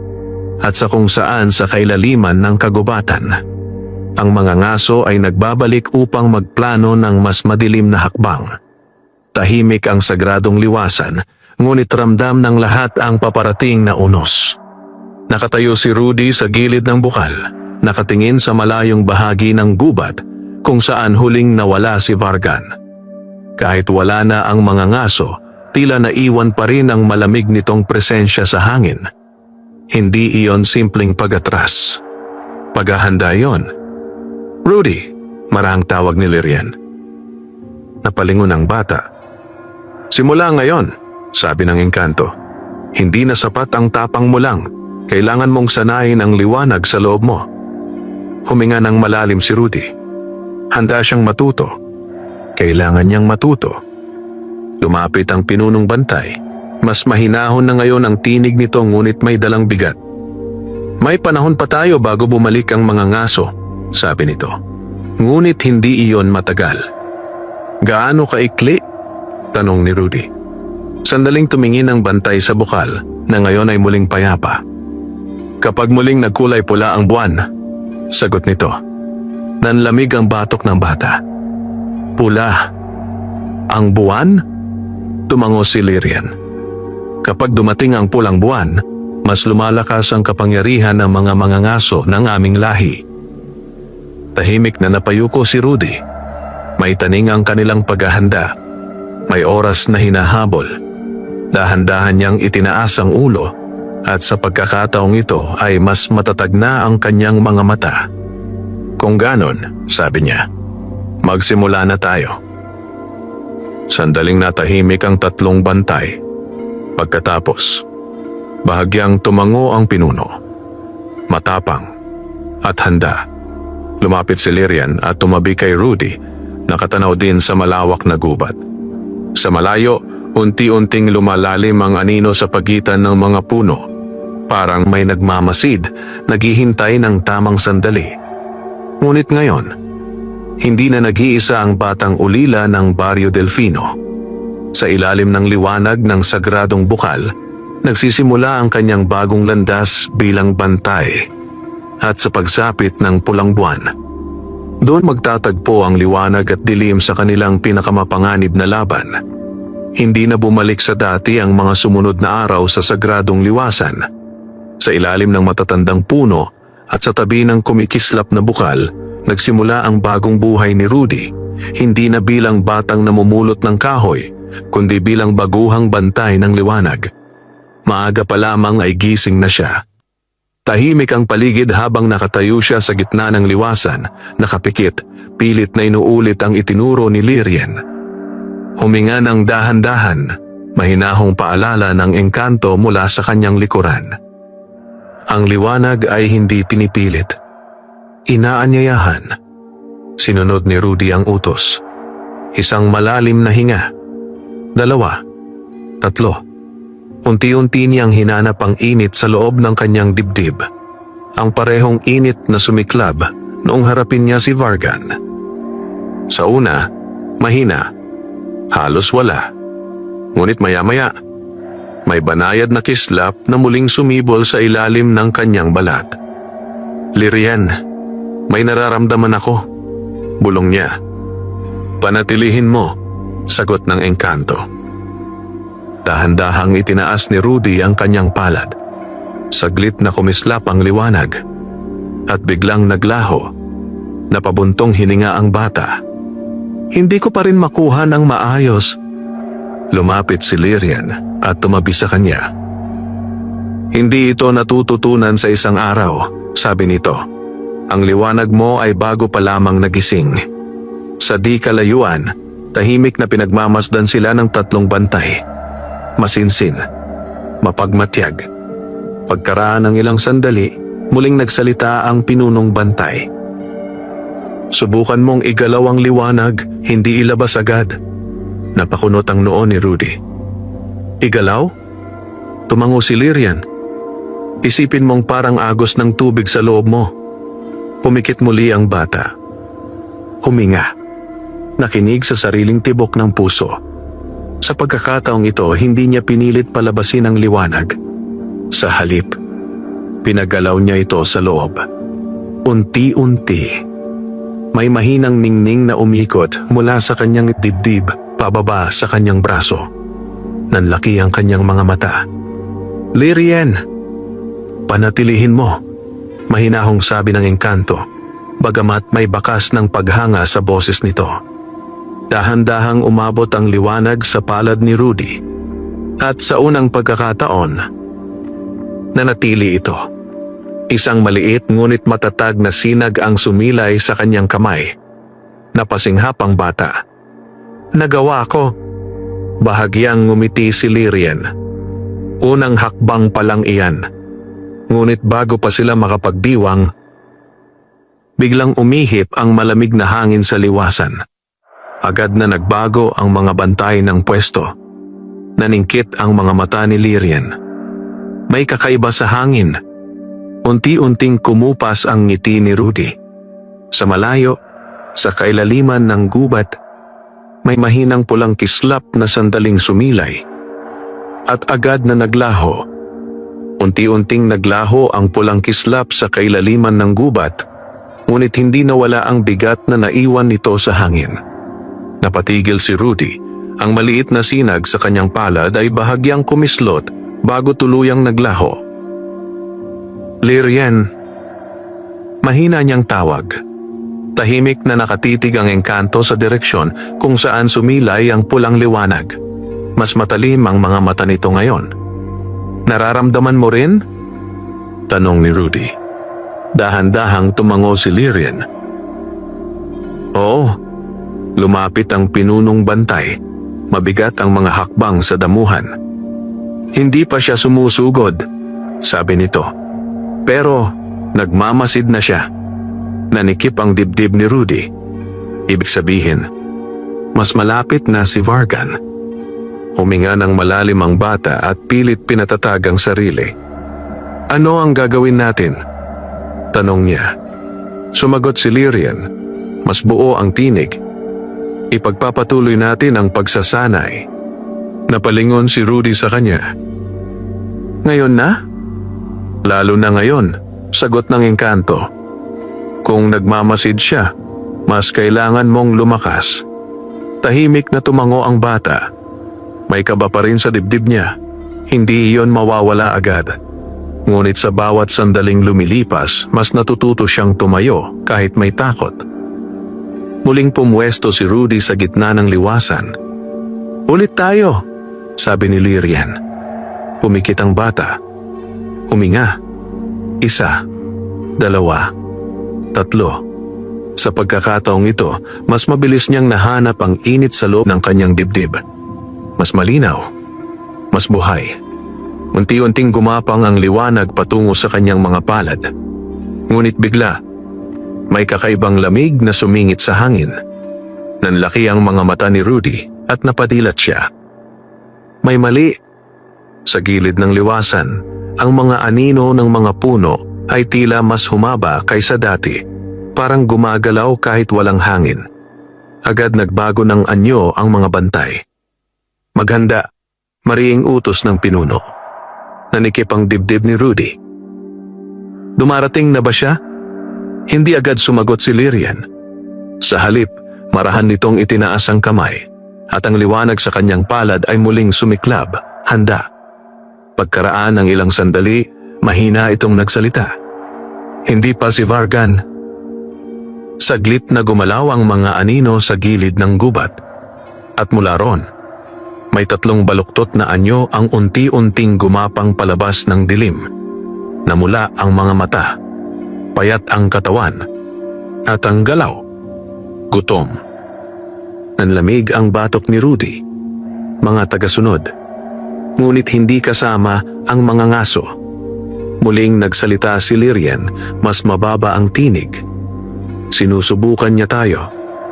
Humigpit ang hawak ni Rudy sa sarili niyang kamay. At sa unang pagkakataon sa kanyang pagsasanay, kailangan niyang lumaban nang wala si Vargan sa harap nila. Umalingaw-ngaw ang mahinang ungol ng 3 nilalang habang unti-unti silang lumabas mula sa dilim ng gubat. Hindi sila kasing lakas ng presensya ni Vargan. Ngunit malinaw, hindi rin sila basta kalaban. Namumula ang kanilang mga mata at nakayuko ang mga katawan na parang mga hayop na handang sumunggab. Ang mahahabang daliri nila ay kumikiskis sa lupa habang papalapit. Nanlamig ang batok ni Rudy. Ito na. Hindi na ensayo. Hindi na paghahanda. Totoong laban na. Rudy, maring sabi ni Lyrian, hindi inaalis ang tingin sa mga nilalang. Manatili kang kalmado. Napahigpit ang paghinga ng bata. Susubukan ko. Sa gilid, sabay-sabay na umusad ang 3 bantay, hinaharangan ang gilid ng bukal. Nagningning ang mga sinaunang ukit sa lupa, ngunit ang mga nilalang ay patuloy pa ring gumapang pasulong, tila walang takot. Biglang sumugod ang una. Mabilis. Diretso kay Rudy. Nanlaki ang mga mata ng bata. Ngayon! Sigaw ni Lyrian. Pumikit si Rudy sa isang iglap. Huminga. Hinila ang init sa kanyang dibdib at itinulak palabas. Sumiklab ang liwanag sa kanyang palad. Hindi kasing lakas ng dati. Ngunit sapat, tumama ang sinag sa sumugod na nilalang. Napaatras ito, napaungol habang ang pulang mata nito ay kumislot. Hindi siya umatras. Sigaw ng isa sa mga bantay. Tama, hindi tumigil ang nilalang. Mas mabagal, ngunit papalapit pa rin. Nanikip ang dibdib ni Rudy.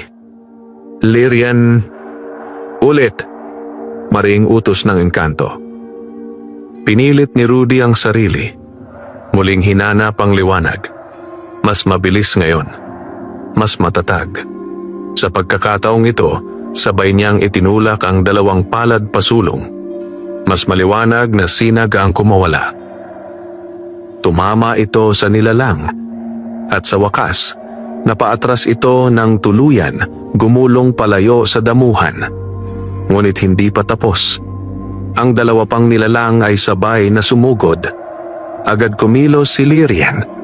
Sumiklab ang kanyang liwanag, hinarang ang isa. Ang mga bantay naman ay sumagu pa sa isa pa. Umalingaw-ngaw ang liwasan sa sagupaan. Humihingal si Rudy, nanginginig ang mga kamay.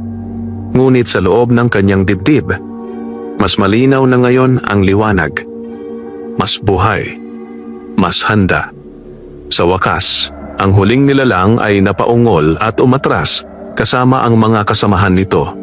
Kumapang pabalik sa dilim ng gubat. Unti-unting bumalik ang katahimikan. Walang gumalaw sa loob ng ilang sandali. Pagkatapos, dahan-dahang ibinaba ni Rudy ang kanyang mga kamay. Humihingal. Pagod. Ngunit nakatayo. Lumapit si Lyrian sa kanya. Sa pagkakataong ito, hindi na nito itinago ang bahagyang ngiti. Magaling, marahan nitong sabi. Napabuntong hininga si Rudy. Kinakabahan pa rin ako. Dapat lang, sagot ng engkanto. Pero hindi ka umatras. Sa di kalayuan, tahimik na nagsalita ang pinunong bantay. Ngayon, nagsimula na ang tunay mong pagsubok, Batang Bantay.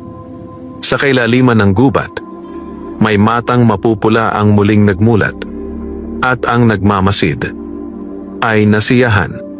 Matagal na nanatiling tahimik ang sagradong liwasan matapos umatras ang mga nilalang. Ngunit alam ng lahat, hindi iyon tagumpay. Babala iyon. Nakatayo si Rudy sa gilid ng bukal, hinihingal pa rin. Ramdam niya ang pagod sa kanyang mga braso at ang bahagyang hapdi sa dibdib tuwing sinusubukan niyang galawin ang liwanag sa loob niya. Iba ang pakiramdam ng totoong laban. Mas mabigat. Mas totoo. Lumapit si Lyrian sa kanyang tabi. Masakit ba? Mahinahon nitong tanong. Bahagyang tumango si Rudy. Parang napiga yung loob ko. Bahagyang umunawa ang engkanto. Normal yan sa unang sunod-sunod na paggamit ng liwanag. Tahimik silang nagkatabi. Sa di kalayuan, ang tatlong bantay ay patuloy na nagmamasid sa gilid ng gubat, hindi ibinababa ang kanilang bantay. Makalipas ang ilang sandali, muling nagsalita ang pinunong bantay. Hindi sila basta umatras. Napatingin si Rudy. Alam ko, mas tumalim ang boses ng bantay. Sinusukat kanila. Nanikip ang dibdib ng bata. Si Vargan, tanong niya. Tumango si Lyrian.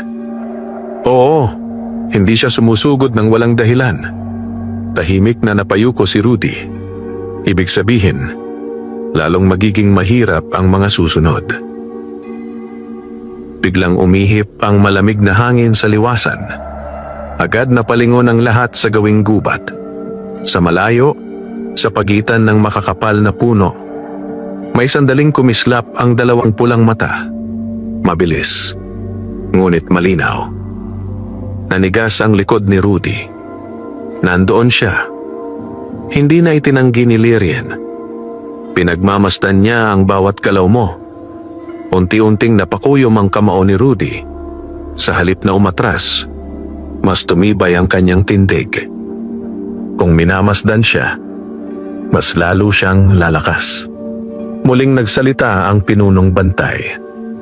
Batang Bantay, mula ngayon ay dodoblehin natin ang iyong pagsasanay. Napatingin si Rudy. Hahanda ka para sa pulang buwan. Muling bumigat ang hangin. Sa kailaliman ng gubat, ang mga pulang matang iyon ay dahan-dahang naglaho. Ngunit ang presensya ni Vargan ay nanatiling nakasabit sa paligid. Tahimik, mapagmatyag, naghihintay. At sa gitna ng sagradong liwasan, ang batang ulila ay patuloy na hinuhubog ng liwanag para sa darating na pinakamadilim na gabi. Gabi na nang tuluyang tumahimik ang sagradong liwasan. Matapos ang mahabang pagsasanay, pinayagan muna si Rudy na magpahinga sa tabi ng bukal. Nakaupo siya sa damuhan, nakatingala sa langit na puno ng mga bituin, isang tanawing matagal na niyang hindi napapansin noong mag-isa pa siya sa kanyang kubo. Ngayon, hindi na siya nag-iisa, ngunit hindi rin nawala ang bigat sa kanyang dibdib. Tahimik siyang napabuntong hininga. Makalipas ang ilang sandali, marahang lumapit si Lyrian at tumabi sa kanya. Pagod ka na, sabi ng engkanto. Bahagyang ngumiti si Rudy. Oo, pero okay lang. Sandaling natahimik ang dalawa habang pinagmamasdan ang kalangitan. Pagkatapos ay mahina muling nagsalita ang bata. Lyrian, Kapag dumating yung pulang buwan, nag-atubili siya. Kaya talaga natin si Vargan? Hindi agad sumagot ang engkanto. Sa halip, tumingin muna ito sa sagradong bukal na marahang kumikislap sa gabi. Pagkaraan ng ilang sandali, dahan-dahan itong nagsalita. Hindi ko alam kung magiging madali. Nanikip ang dibdib ni Rudy. Pero alam kong hindi tayo nag-iisa. Napatingin ang bata sa kanya. May kakaibang katiyakan sa mga mata ni Lyrian. Hindi pagmamayabang, kundi tahimik na pananalig. "Bakit mo ako tinulungan noon?" biglang tanong ng engkanto. Napatigil si Rudy. Hindi niya inaasahan ang tanong. Nag-isip siya sandali bago sumagot. "Kasi wala naman akong ibang gagawin," mahina niyang sabi, pero may ngiting kasama. "At saka, nasasaktan ka." Sandaling natahimik si Lyrian. Sa unang pagkakataon, may malinaw na lambot sa mukha ng engkanto. "Rudy," marahas nitong sabi, "ang simpleng pusong tulad mo. Iyon ang kinatatakutan ni Vargan." Napakunot ang noo ng bata. "Ako? Hindi naman ako malakas tulad mo." Bahagyang umiling si Lyrian. Hindi lahat ng lakas ay nakikita. Tahimik na napatingin si Rudy sa sarili niyang mga kamay. Sa loob niya, mahina ngunit matatag ang liwanag. Mas buhay kaysa kahapon. Mas handa kaysa dati. Sa di kalayuan, ang tatlong bantay ay tahimik na nagmamasid, tila pinapahalagahan ang katahimikan ng gabi bago dumating ang mas mabibigat na araw. Muling nagsalita si Rudy, mas buo na ang loob. "Lyrian." Kapag bumalik si Vargan, tumingala siya sa langit. "Lalaban ako. Hindi na ako tatakbo." Hindi agad sumagot ang engkanto. Ngunit bahagya itong ngumiti. At sa ilalim ng malamlam na liwanag ng mga bituin, isang pangako ang tahimik na nabuo. Sa kailaliman ng gubat, malayo sa kanilang kaalaman, may mapupulang matang muling nagmulat. At ang pulang buwan ay unti-unti nang papalapit. Madaling araw nang magising si Rudy. Hindi dahil sa ingay, kundi dahil sa kakaibang pakiramdam sa hangin. Dahan-dahan siyang bumangon mula sa damuhan sa tabi ng bukal. Tahimik ang liwasan, ngunit may kung anong mali. Parang may nakikialam sa katahimikan. Malamig. Mas malamig kaysa karaniwan. Napakunot ang noo ni Rudy. "Lyrian?" mahina niyang tawag. Ngunit bago pa siya makatayo ng tuluyan, may marahang kaluskos sa likod ng mga puno sa silangang bahagi ng liwasan. Agad siyang napalingon. Wala. Tahimik ang mga anino. Ngunit ang dibdib niya ay patuloy na kumakabog. Hindi siya nagkakamali. May naroon. Sa kabilang panig ng liwasan, biglang lumitaw si Lyrian. Alerto ang tindig. "Naramdaman mo rin," sabi nito. Tumango si Rudy. May gumagalaw sa gubat. Mabilis na nagbago ng pwesto ang tatlong bantay, pumalibot sa bukal. Sandaling tumahimik ang paligid. Pagkatapos, may isang payat na anyo ang dahan-dahang lumabas mula sa pagitan ng mga puno. Hindi ito tulad ng mga naunang nilalang. Mas maliit. Mas payapa ang galaw. At ang mukha, isang batang babae. Nanlaki ang mga mata ni Rudy. Sandali. Tao siya? Ngunit hindi kumilos si Lyrian. Sa halip, mas tumalim ang mga mata nito. "Huwag kang lalapit," mariin nitong babala. Napatigil si Rudy. Ang batang babae ay nakatayo lamang sa gilid ng liwasan, nakayuko ang ulo, mahaba ang buhok na tumatakip sa mukha. Tahimik. Masyadong tahimik. "Kuya," mahina nitong tawag. Nanlamig ang likod ni Rudy. May kakaiba sa boses. Parang may mali sa himig. "Kuya, tulungan mo ako." Bahagyang napahakbang si Rudy. Ngunit biglang humarang si Lyrian sa harap niya. "Hindi siya tao," mariin nitong sabi. Sa sandaling iyon, unti-unting itinaas ng batang babae ang ulo at lumitaw ang kanyang mga mata. Mapupula, nagliliyab. Biglang nag-iba ang kanyang anyo. Ang balat ay kumulubot. Ang mga daliri ay humaba at naging parang kuko. Nanlaki ang mga mata ni Rudy. Isa siyang hunyango ng dilim. Malamig na sabi ng pinunong bantay. Sa isang iglap, sumigaw ang nilalang at sumugod. Diretso kay Rudy. Maghanda! Sigaw ni Lyrian. At sa ilalim ng papalapit na pulang buwan, mas mapanganib na kalaban ang sumulpot sa kanilang landas. Sa isang iglap, rumagasa ang hunyango ng dilim. Mabilis. Mas mabilis kaysa sa mga naunang nilalang. Diretso kay Rudy. Nanlaki ang mga mata ng bata, ngunit sa pagkakataong ito ay hindi siya nanigas. Sa loob ng kanyang dibdib, kusang uminit ang liwanag, parang tumutugon sa panganib. "Rudy!" sigaw ni Lyrian, ngunit huli na para umatras. Huminga ng malalim ang bata at itinaas ang kanyang kamay. Sumiklab ang liwanag. Tumama ang sinag sa papalapit na nilalang. Ngunit sa mismong sandali ng tamaan, kumislot ang anyo nito. Parang usok. Parang tubig. At sa isang iglap, naglaho ang tinamaan. Nanlaki ang mga mata ni Rudy. "Nawala? Mag-ingat!" Sigaw ng pinunong bantay. Masyadong huli. Mula sa kanyang kaliwa, biglang sumulpot ang hunyango. Mas malapit. Mas mabangis. Napaatras si Rudy, ngunit tumama pa rin ang mahaba nitong kuko sa manggas ng bata, bahagyang napunit ang tela. Napasinghap si Rudy. Muntik na. Agad kumilos si Lyrian. Sumiklab ang maliwanag na alon mula sa kanyang palad at tumama sa nilalang. Sa pagkakataong ito, napaurong ang hunyango na paungol habang ang anyo nito ay bahagyang kumislap. Ngunit hindi ito tumigil.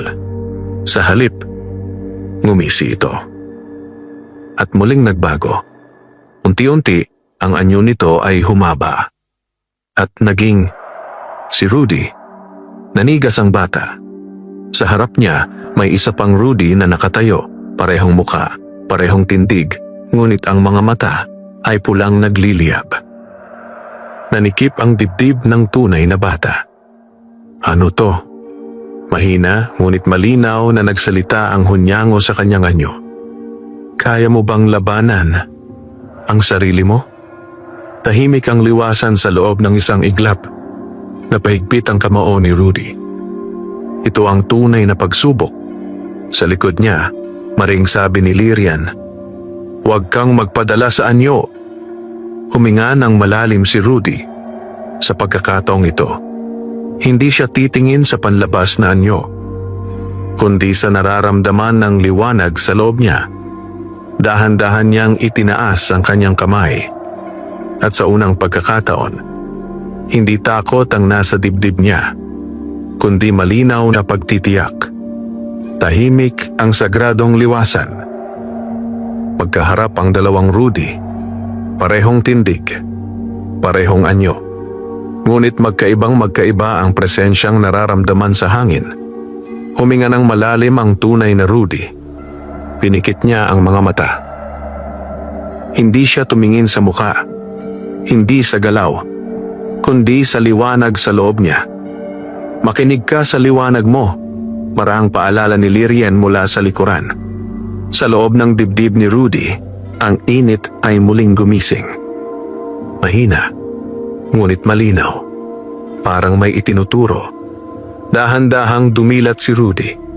Sa harap niya, ang hunyango na may kanyang anyo ay nakangisi. Mapupula ang mga matang nag-aabang ng pagkakamali. Ngunit ngayon, hindi na nalilito ang bata. "Hindi ikaw ang tunay," mariin niyang sabi. Sandaling kumibot ang peking Rudy. Sa isang iglap, sumugod ito. Mabilis. Diretso sa kanya. Ngunit handa na si Rudy. Itinaas niya ang dalawang kamay. At sa pagkakataong ito, hindi niya pinilit ang liwanag. Hinayaan niya itong dumaloy. Sumiklab ang maliwanag at purong sinag mula sa kanyang dibdib, dumaan sa kanyang mga braso at kumawala sa kanyang mga palad. Mas matatag, mas buo. Tumama ang liwanag sa hunyango.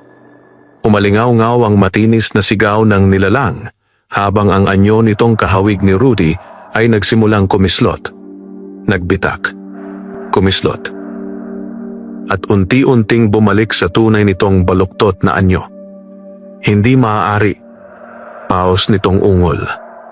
Ngunit hindi tumigil si Rudy. Mas tumibay ang liwanag. Mas luminaw. Sa huling bugso, sumabog ang hunyango sa maitim na usok na mabilis na nilamon ng hangin. Biglang tumahimik ang liwasan. Walang gumalaw. Walang nagsalita. Pagkatapos, unti-unting ibinaba ni Rudy ang kanyang mga kamay. Humihingal. Ngunit nakatayo. Lumapit si Lirian at sa pagkakataong ito ay hindi na nito itinago ang paghanga sa mga mata. Natuto ka na. Marahan nitong sabi. Napabuntong hininga si Rudy. Kinabahan pa rin ako. Bahagyang ngumiti ang engkanto. Ang mahalaga, hindi ka nalinlang. Sa di kalayuan, nagsalita ang pinunong bantay. Nalampasan mo ang pagsubok ng anyo, batang bantay. Ngunit bago pa tuluyang gumaan ang hangin, biglang umihip ang malamig na hangin mula sa kailaliman ng gubat. Mas malamig kaysa dati. Mas mabigat. Unti-unting nagdilim ang langit sa silangan kahit hindi pa dapit hapon. Naningkit ang mga mata ni Lirian. Hindi ito maganda. Dahan-dahang napatingala si Rudy. At sa unang pagkakataon, may bahagyang pulang bahid ang buwan sa malayong langit. Mas maaga. Mas mabilis kaysa inaasahan. Mahina ngunit mabigat na bulong ang kumawala mula sa hangin. Parang boses ni Vargan. Malapit na. Nanikip ang dibdib ng batang bantay. Ang pulang buwan ay nagsisimula ng magising. Nakatitig lamang si Rudy sa kalangitan. Ang buwan na dati maputlang pilak ay ngayon may bahid na pulang tila dugo. Hindi pa ito ganap na nagbabago, ngunit sapat upang manikip ang dibdib ng lahat sa sagradong liwasan. Masyado pang maaga. Mahina ngunit mabigat ang sabi ni Lirian. Lumapit ang pinunong bantay, ang mga mata ay hindi inaalis sa buwan. Pinapabilis niya ang pagdating, sabi nito. Napalingon si Rudy. Si Vargan? Tumango ang bantay. Ginagalaw niya ang mga lumang puwersa ng dilim. Nanlamig ang batok ng bata. Ibig sabihin, mas kaunti ang oras nila. Mahigpit na napakuyom ang kamao ni Rudy. Gaano katagal na lang? Tanong niya. Sandaling tumahimik ang tatlong bantay bago sumagot ang pinuno. Hindi na linggo ang pagitan. Mas bumigat ang hangin. Mga araw na lang. Napahigpit ang paghinga ni Rudy. Sa tabi niya, mas tumalim ang mga mata ni Lirian. Kailangan nating pabilisin ang pagsasanay mo. Tahimik na tumango ang bata. Handa siya.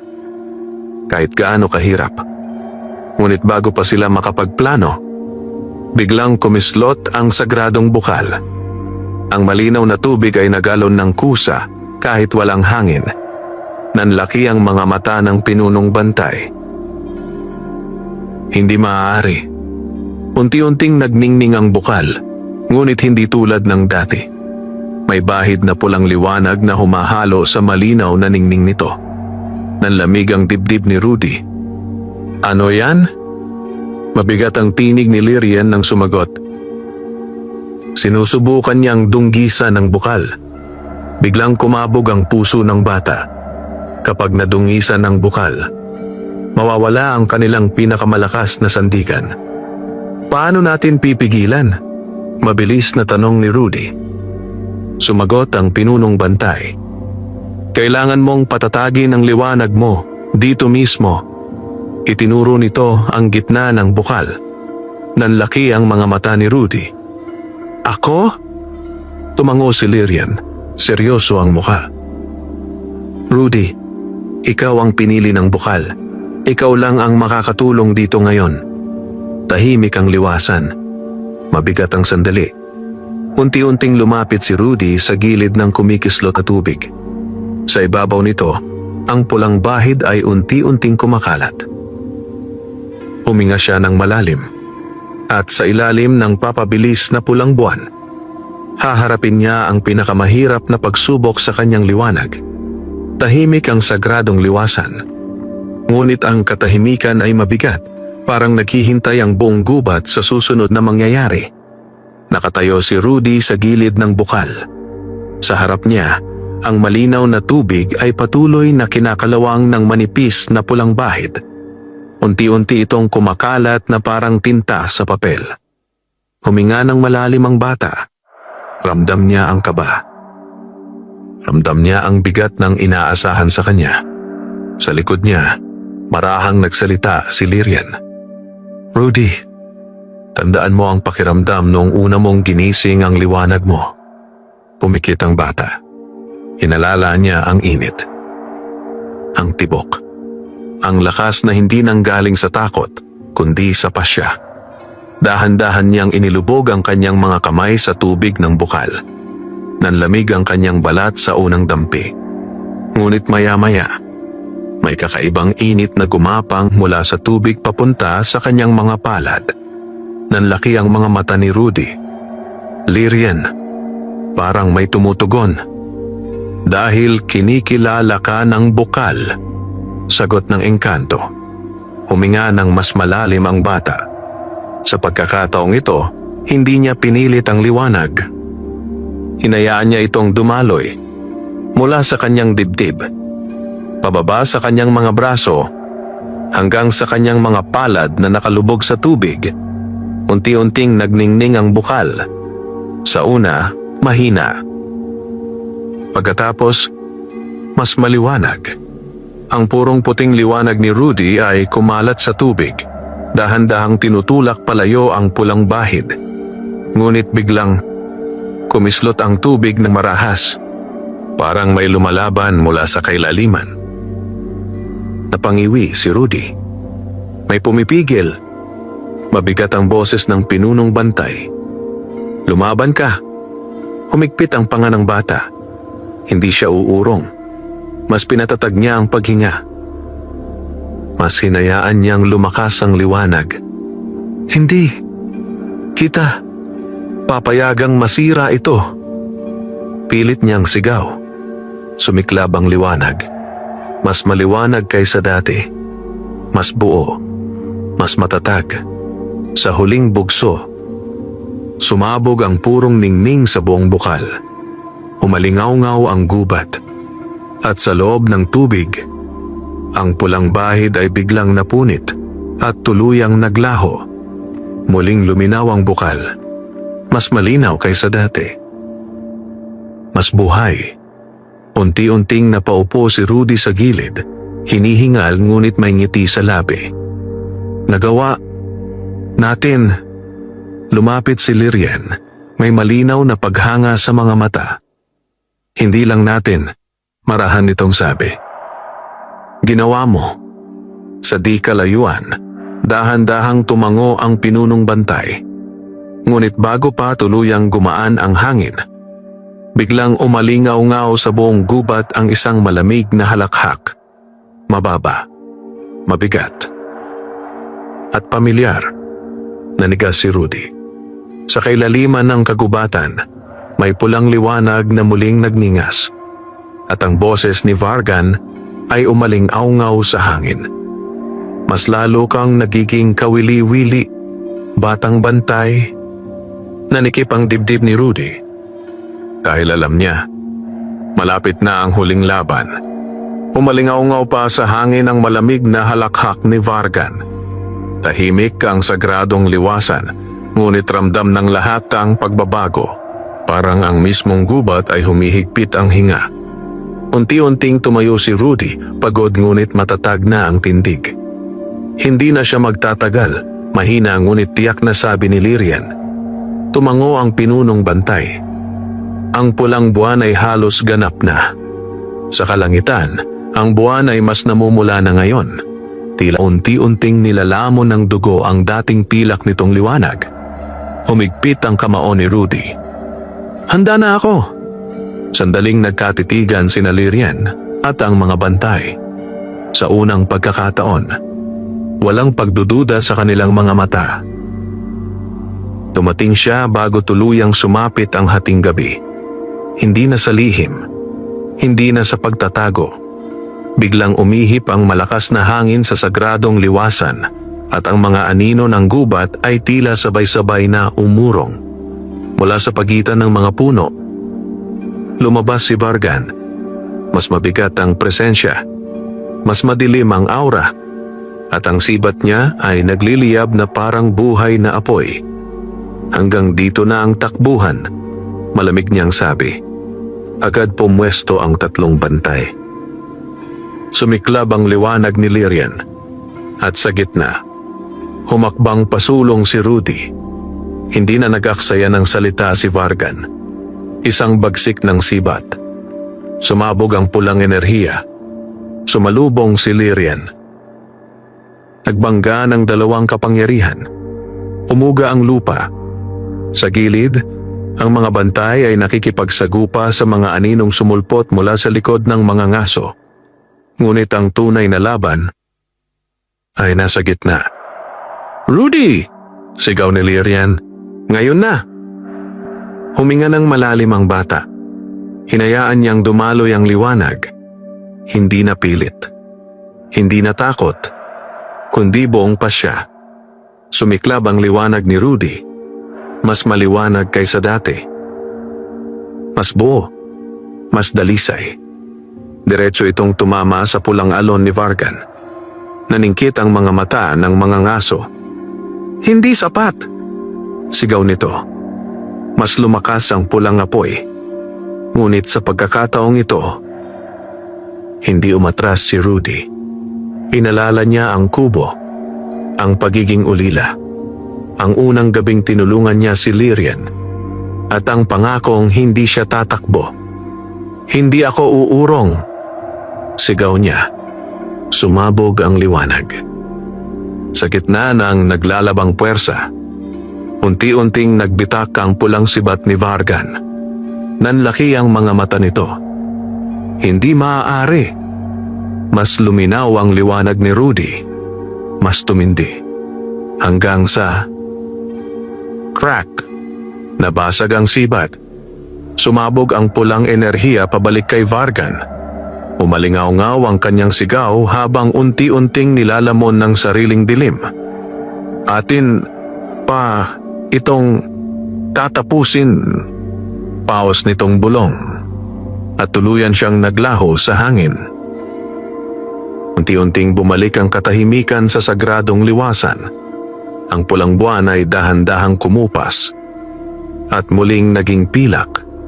Humihingal na napaupo si Rudy sa damuhan.